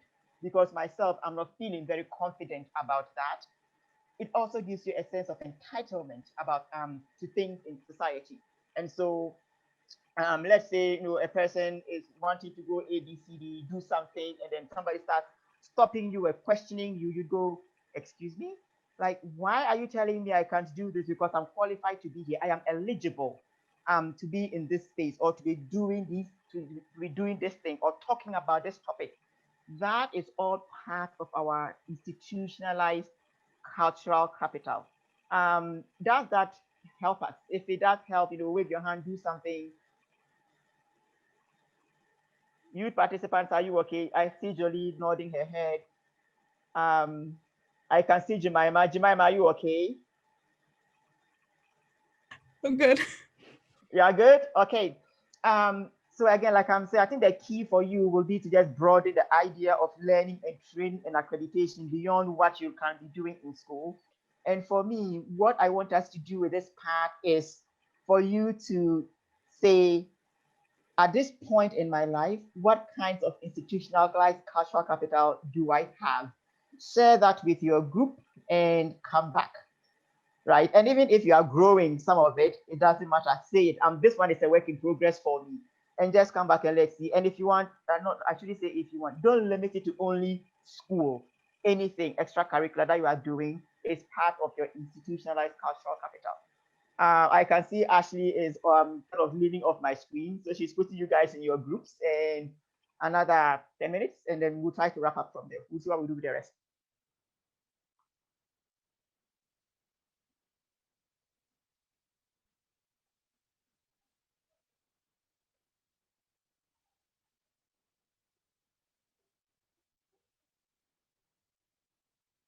Do you know what I was thinking about earlier? Just as I was talking about, institutionalized cultural capital, I was thinking about Reese Witherspoon. One day she was kind of stopped by police for maybe either driving drunk or something along those lines. And when she got out of the car, she asked the police, "Do you know who I am?" Do you guys remember that story from a few years ago? I don't know that one. Who? Oh, yeah, it's quite old. Maybe 4-5 years ago, but Reese Witherspoon. Oh, yeah. She was in Legally Blonde. Yeah, but then when the police kind of asked her for her license and just trying to check her on the road, she was like, "Do you know who I am?" Like, "Hey, I'm a famous actress here." Right? So now I was talking about that. That's what I was thinking about. So again, she had a sense of entitlement, but was just put in the wrong place at that moment in time. I think you're on what was the outcome of her saying, "Do you know who I am"? Did they let her Oh, go? no, the police didn't mind her. Well, they just went along and did what they needed to do. And I think she was asked to walk the line, walk the line to see if whether she was drunk or whatever. And she challenged it, but they still asked her to do it. And she did it. But then the police somehow reported it and it became a news item. And people were now talking about kind of the pan of it because she was in a movie titled Walk the Line. I haven't seen it, so I don't know what it is about. But just because we're a famous actress doesn't mean that you shouldn't be walking the line. Sure. Did we lose Papa Ndembe? Yeah, I think so. Oh. Yeah. Yeah, I think anyway, we lost him, but today was a really good session, a really great discussion. Those kids really impressed me today. Yeah. Well, that's the empowerment piece we are talking about, like how to build your cultural capital. Yes, Caroline, you need to say something. No, I was just going to mention how I was really shocked by the whole this body mod, how it used to be older people, now it's going on from 18, 16. That is crazy and very scary. Yeah. Right? Yeah. Do you know what I also noticed and was deeply concerned about? Them saying the perfect body. In that they have also now internalized it. Yeah. That look is considered perfection or it. And so which that, well, suggests, doesn't mean it suggests or implies that they are doing it. Insecure about themselves, and that insecurity will continue until they also get this isn't and all that good stuff. Yeah, because I mean, from when we were young, we know the whole body thing it's always been a thing, and it will always be a thing, even the next generation. But the fact that at this point they're now doing something about it. Yeah. Mind blowing. Oh, they are coming back already. It's 10 minutes already. I don't know what happened. It says they're all in the room, so I don't know. No, Christiana, Christiana. what happened? Okay, so my computer turned off, so now I'm out of the room and I'm like trying to get back in. Oh, So I have to wait to be assigned. okay, sorry. Let me take this out. Christiana will get you out.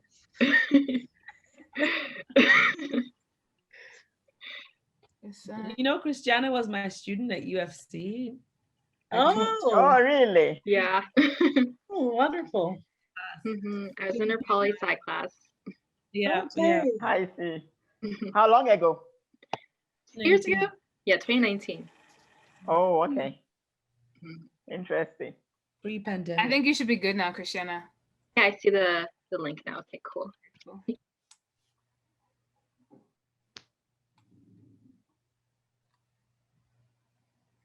Give them 5 more minutes. Okay. Yeah. Well, when I went back to university, Ambrose is when Manetta started to teach sessions there. And I begged her, like, let me take your class. And she's like, there's no way. She's like, there is no way I will let a friend of mine be in my class. My class. And she wouldn't let me take her class. Yeah. Why? Why? Because we're What was the friends, and she just felt it would be awkward. It's like, how do I mark your papers? We're friends. It's awkward. Okay. I thought it was more the ethical piece, because I know that there's like a mom like teaching like the son. Oh, and really? I think that's highly problematic. Yeah, that would be, because she wouldn't do it just simply because of that, right? So I'm surprised. Well, you know what? Ambrose is also small, and so like there's sometimes like it's one professor that teaches that class, and if you don't go to that professor, then you don't get the class. Yeah, no, but there's a workaround. Yeah. No, there's a workaround for that. So you can be in the person's class. There's no problem with that, but then you cannot grade the papers. Yeah. So I know one example where this prof was teaching post-colonial theory. He was the only person teaching it in their department, and his son was doing the major and was in the class. But for all of Mount Royal, when I was there was no one else who could grade that paper. So they found a prof from U of A that they will send the scripts to, and he will mark it and bring it back. So you can be in the class to talk, but then when it comes to the grade assignment, you don't mark it. Not at Ambrose. Yeah. Yeah. I mean, my bias alone, if I was marking my child's paper, as much as I would want to be strict, but if I see them failing, I would be like, will you fix that assignment and return it back to me? Yeah. No, but you know something? I have been in that situation many times, and I realize that when I know a person, I grade them harder. I agree with you. I agree. I do. It's bad. Oh, look at him. He's so fail. I'm nowhere going to give them an F when I know it's going to affect their future. No, just yesterday or 2 days ago, like in getting those things, but then I do ethics, like I'm on the ethics review board for the U of C. So you have all of these example thesis applications coming in, but then I'm also on thesis committees. And one of my students, submitted an application. So then the ethics chair was like, well, we do know you are involved in that work. Are you okay to review it? And I was like, oh yeah, I can separate my brain into when I'm supervising and when I am looking at something from an ethical perspective. So no problem at all. But not everyone can do that. But again, you have to know yourself enough to know that you can do it. If you don't trust yourself, don't do it. I mean, I can do it with everyone but my own child. Yeah. Yeah. No, I just know I'll be harder. I think Rita, you're like my dad, because he used to, at some point he used to teach math, like all the sciences, math, physics, and chemistry, and but when he teaches, and he was so kind to his students, and when he taught us at home, horrible. Oh yeah. I agree with you. Oh yeah, my dad taught us everything at home too, like physics, math, biology, everything. And oh my God, I would never forget 16 squared, 256.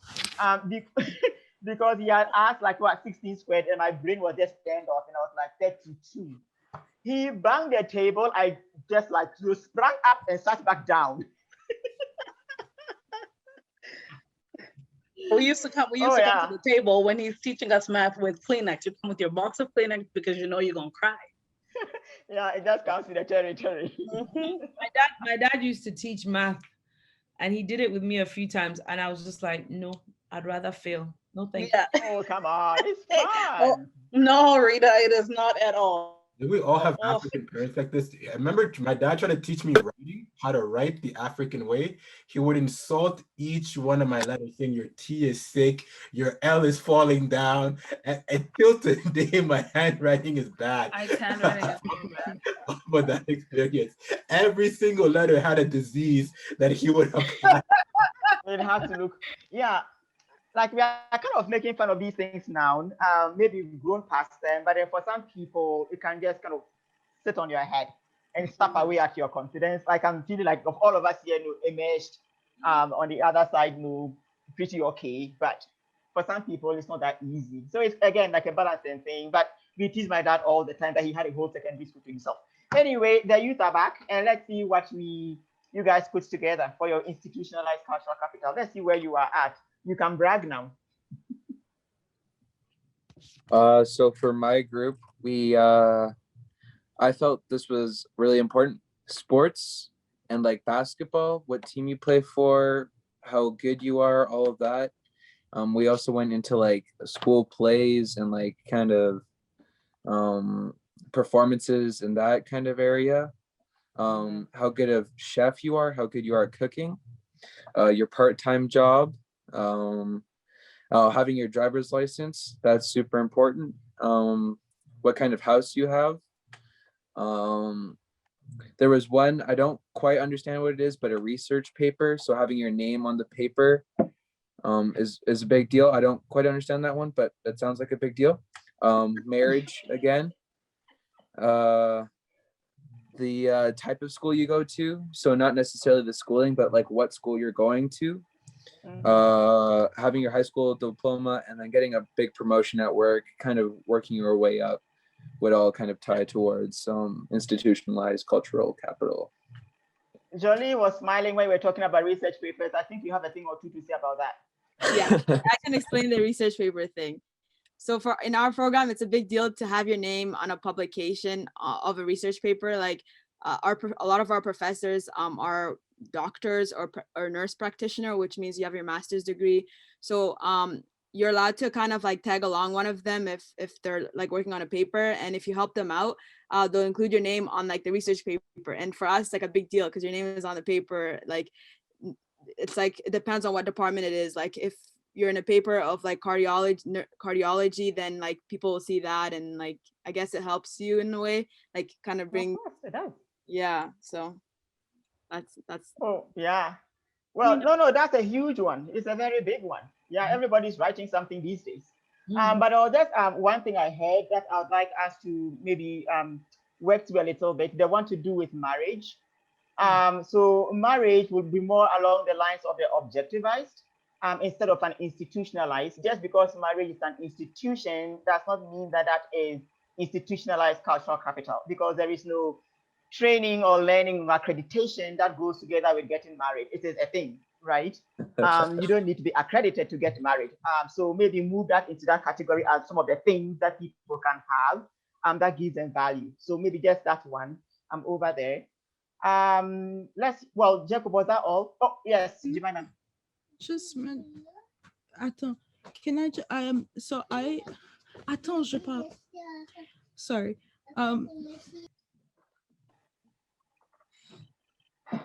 So I brought up the marriage thing because like I guess it's more in like the old way of thinking that like girls were kind of taught how to be a housewife and taught how to treat their man and stuff like that. But obviously that is also like an old way of thinking.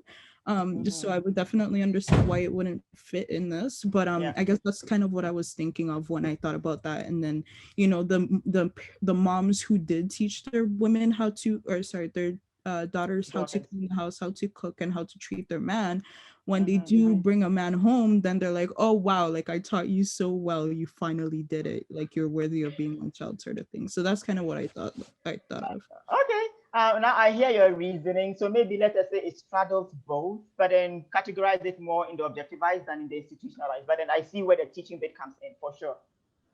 And Reza said, many people my age are having babies without marriage. Oh. Yeah, I don't know that is today. It's just been a thing generations back. It's happening. I go on Snapchat and I see one of my friends with a new baby in her hands. Like, wow, okay. Mm-hmm. Yeah. She's getting pregnant. Yeah. Well, if it is a thing, yeah, then it goes into the objectivized part, because then it's like, hey, having a baby makes me more of a lady. I don't know. Let's hear from the next group and negotiate what we are going to do in the next few minutes. Next group, who's going for you guys? I'll go. So we had work experience is a big thing. Obviously your education ties into that as well, but also now having like extra streams of income, like you can no longer just rely on your job. People expect you to have like a side hustle all the time. Also being well-traveled. People do judge you now by how many countries you've visited, how many visas you've gotten. Like, I think it's a pretty big thing now, especially for celebrities, to kind of show, hey, I'm aware of the world. I've been to like this place, that place, and I'm worldly, something like that. Owning property. They are woke. Yeah. Owning property. So not just your own home, but multiple little condos and stuff like that. Also philanthropy, it's a big thing. So people now do judge you by if you're like associated to non-for-profits or charities or stuff like that. And also owning a vehicle, that also works in there as well.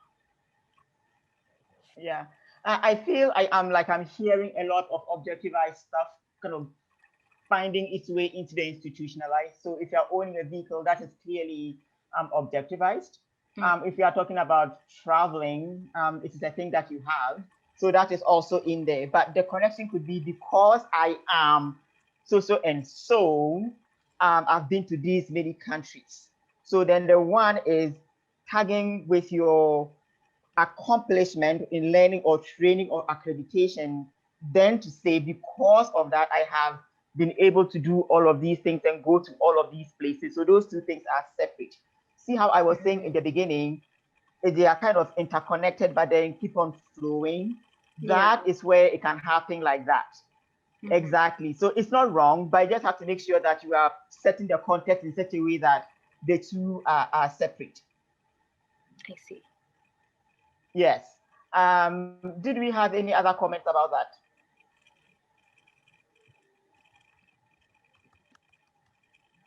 Okay. I feel like we are way over like 7 o'clock now, but we have like one more slide to talk about. I don't know if we can talk about that for 15 minutes before we go. Like, are people open to that? I know Inkechi is like, oh, my kids. Is Daddy taking care of the kids now? The one thing that we want to talk about is just this one over here, and then we'll be done. So I don't know if we just want to touch on it a little bit. And can we maybe just go through the slide? What you are thinking? Sorry, Rita. Could we just go through the slide maybe, and then not do the breakout session this time, just because our babysitter's leaving, so we have to. Our other daughter's still upstairs, so we have to end soon.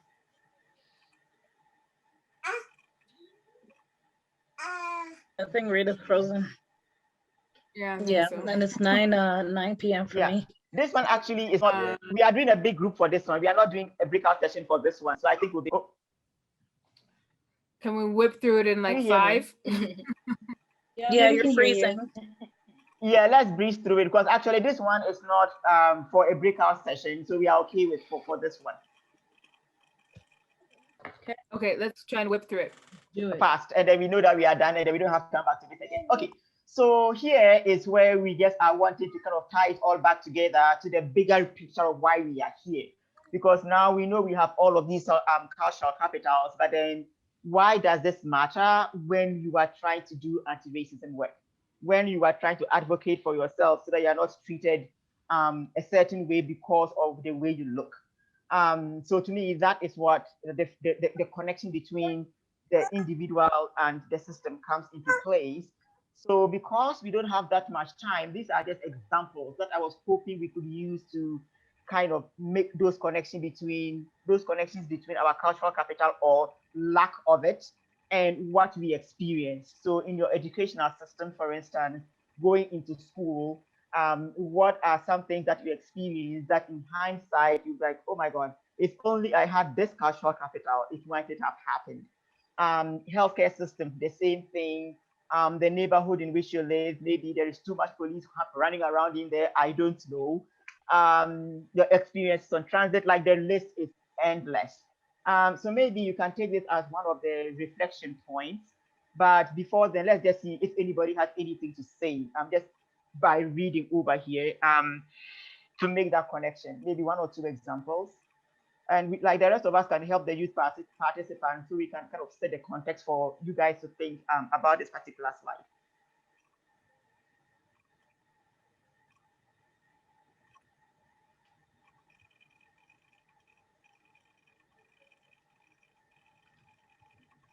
Anybody?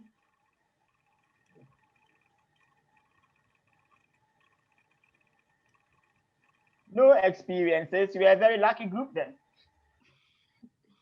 You give us one example.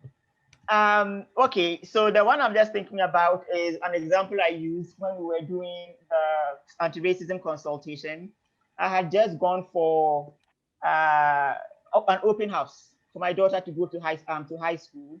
And when they were talking about the various options available to us, they weren't offering us AP, and they weren't offering us all of the -1s. It was no, she can do -2 of that and -3 of that. And I'm going, why are we being offered all of these ones? I actually remember going to one of the tables, and I think it was European history and something to do with the war and military history and those kinds of things. And he was like, no, your daughter wouldn't be interested in that. And so I was like, why not? Right, but that is what at least that was my experience just last year. But then I did question what happened. I was like, no, that is not fair. Like, tell us about the AP options too, and tell us about options she can do so that she can go to university, or at least be placed well enough to go to the university. And then my bigger point was, if I don't know how the educational system works, I'll only think these are what are available to my daughter, right? So then we are beginning to funnel her into a particular, way of being just because I didn't know enough. That's the example that is coming right up to me, like right now. So maybe something along those lines for you guys too. For me, I actually have a similar example. I'll be really quick. So like when I was in high school, so we went to Parents Teachers Day, and my mom was like, how is she doing? How is she doing? I'm like, oh, she's doing excellent. She's doing excellent. So I was like, oh, well done, well done. And then she just happened to ask one, and I was just about to take my GCSEs, and she just happened to ask the French teacher, so what is her predicted grade? And then the woman said C. My mom was like, how is she doing well? So how is she doing well if she's on target to get a C? And the way she was just exaggerating it, it's like, oh, she's doing phenomenally well, or she's doing, my mom was like, and then she was like, well, what does she need to do to get an A? And then I was like, oh, mommy, you're giving me more work. But it was good, because then she circled back to all the other teachers. And again, they're all saying C, C, C, C minus. And my mom was like, you are not doing well. Well, oh my God. And because of that belief, or I don't know, whatever biases they had, that, if a Black person is achieving C, they are doing well, if that makes sense. Whereas if it was a white person who was achieving, oh, she's average, she can bump up her grade. And so, and my mom, coming from where she is, she's also very strict, very studious, very educated. So she was like, what does she need to do to get an A? And so had that conversation not transpired, had my mom not asked, when you get predicted grade, you either go one up or one down. I would have probably ended up one down thinking, oh, I'm doing great. I don't need to study.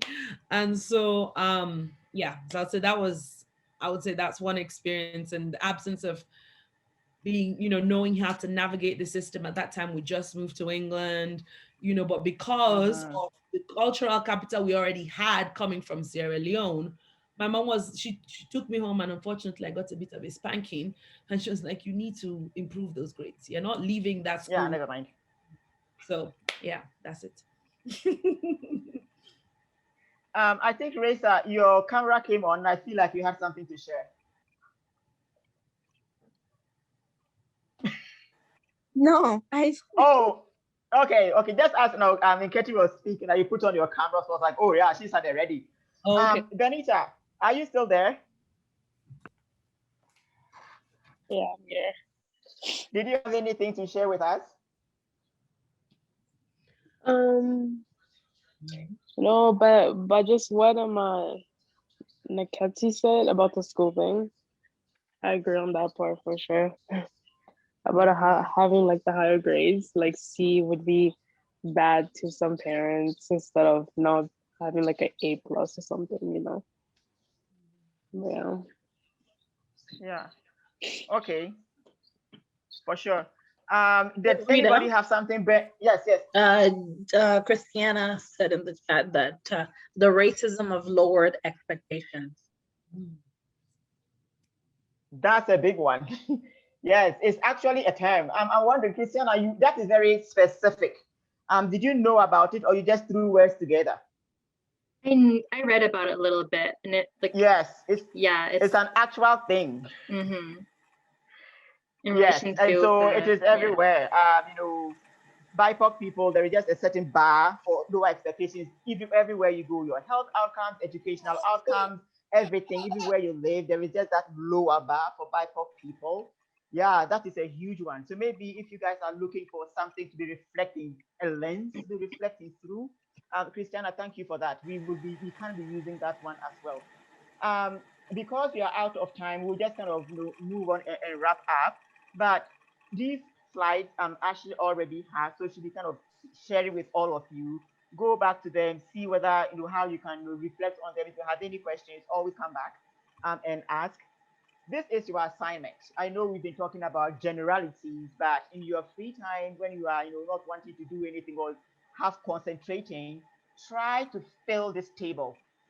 So talk about your personal incorporated cultural capital, talk about your objectivized, talk about your institutionalized, and then in the bottom right quadrant, put in things like types of cultural capital you would want to grow or want to have, and just leave it there. Does that sound like a plan? Okay, Raisa said yes, Christiana is okay, Jolie is okay. I'm assuming everybody's okay. Oh yes, thank you, Jordan. Jordan is like, sure, I can do that. So yes, that's what we are going to do. And we are saying we want to see how we are growing through this process. So I think that's about it. Let's wait back to Nketi first. You had anything you want to comment on? And we'll just kind of circle around all of the facilitators, these people, and facilitators, and we can wrap up. No, I don't think there's anything else I'd like to add. No. Caroline? I think you did. I think it was a really great session. And what we're actually saying in the chat is thank you to you all. We're actually saying that it was a really good session. You all are extremely engaged, participating, and yeah, and we're all very proud. So for sure. Caroline, did you have I second what Ketty was saying. I was just about to say that too. I think engagement makes the class really interesting. But we really like to hear what you have to say, what you have to offer. There's a lot of things that we learned today from you guys, and so I know, great right? Engagement. Yeah, great engagement. Yeah, I think when we had our meet and greet, I had made a point about how nobody goes to anything knowing nothing. It is an opportunity to structure what you know. That's why you go to things. That's for stuff. There's always stuff in our head. And we just proved that today. You guys have lots of stuff going on in your head. Now you have a capsule to think about those things. Ashley and Ike, and we'll be on our way out. I just echo what they already said. I think this was a really good session. I'm so happy for everybody that came and participated, and yeah, well, hopefully we can continue on this path, and everyone can show up at 5 so we can start on time. That's a good point. And I think for me, oh, sorry, Ike. She spoke for the family, so we're good. Well, actually, that's your cultural capital right there. I guess so. Yeah, but I think for me, the one thing I would just like to kind of share with all of us is for you, now that you have this base, for all of the things that we'll be talking about, consider them as your cultural capital groups, and how that you can use that to then circle back to compensating for the types of poverty that we talked about. Just because you are not in material poverty does not mean that you are okay. When we are talking about systemic racism, it's not about lack of money. There's more going on. So for every topic that you learn, consider that as part of your cultural capital growth that you can use to advocate for self and others. That's the point of all that we are trying to do. So having said that, has Nkechi gone? Yeah, they Yes. have to leave. Yeah, I think. Yeah, was anything else in the chat that we could just talk about and we'll be on our way? I don't. No, there's nothing else. Anything new? No. For sure. Okay. So thank you everyone for sticking around for the extra 30 minutes. It's very much appreciated, and we'll just reconvene when the next session is. Bye everyone. Okay, bye everybody. You're welcome.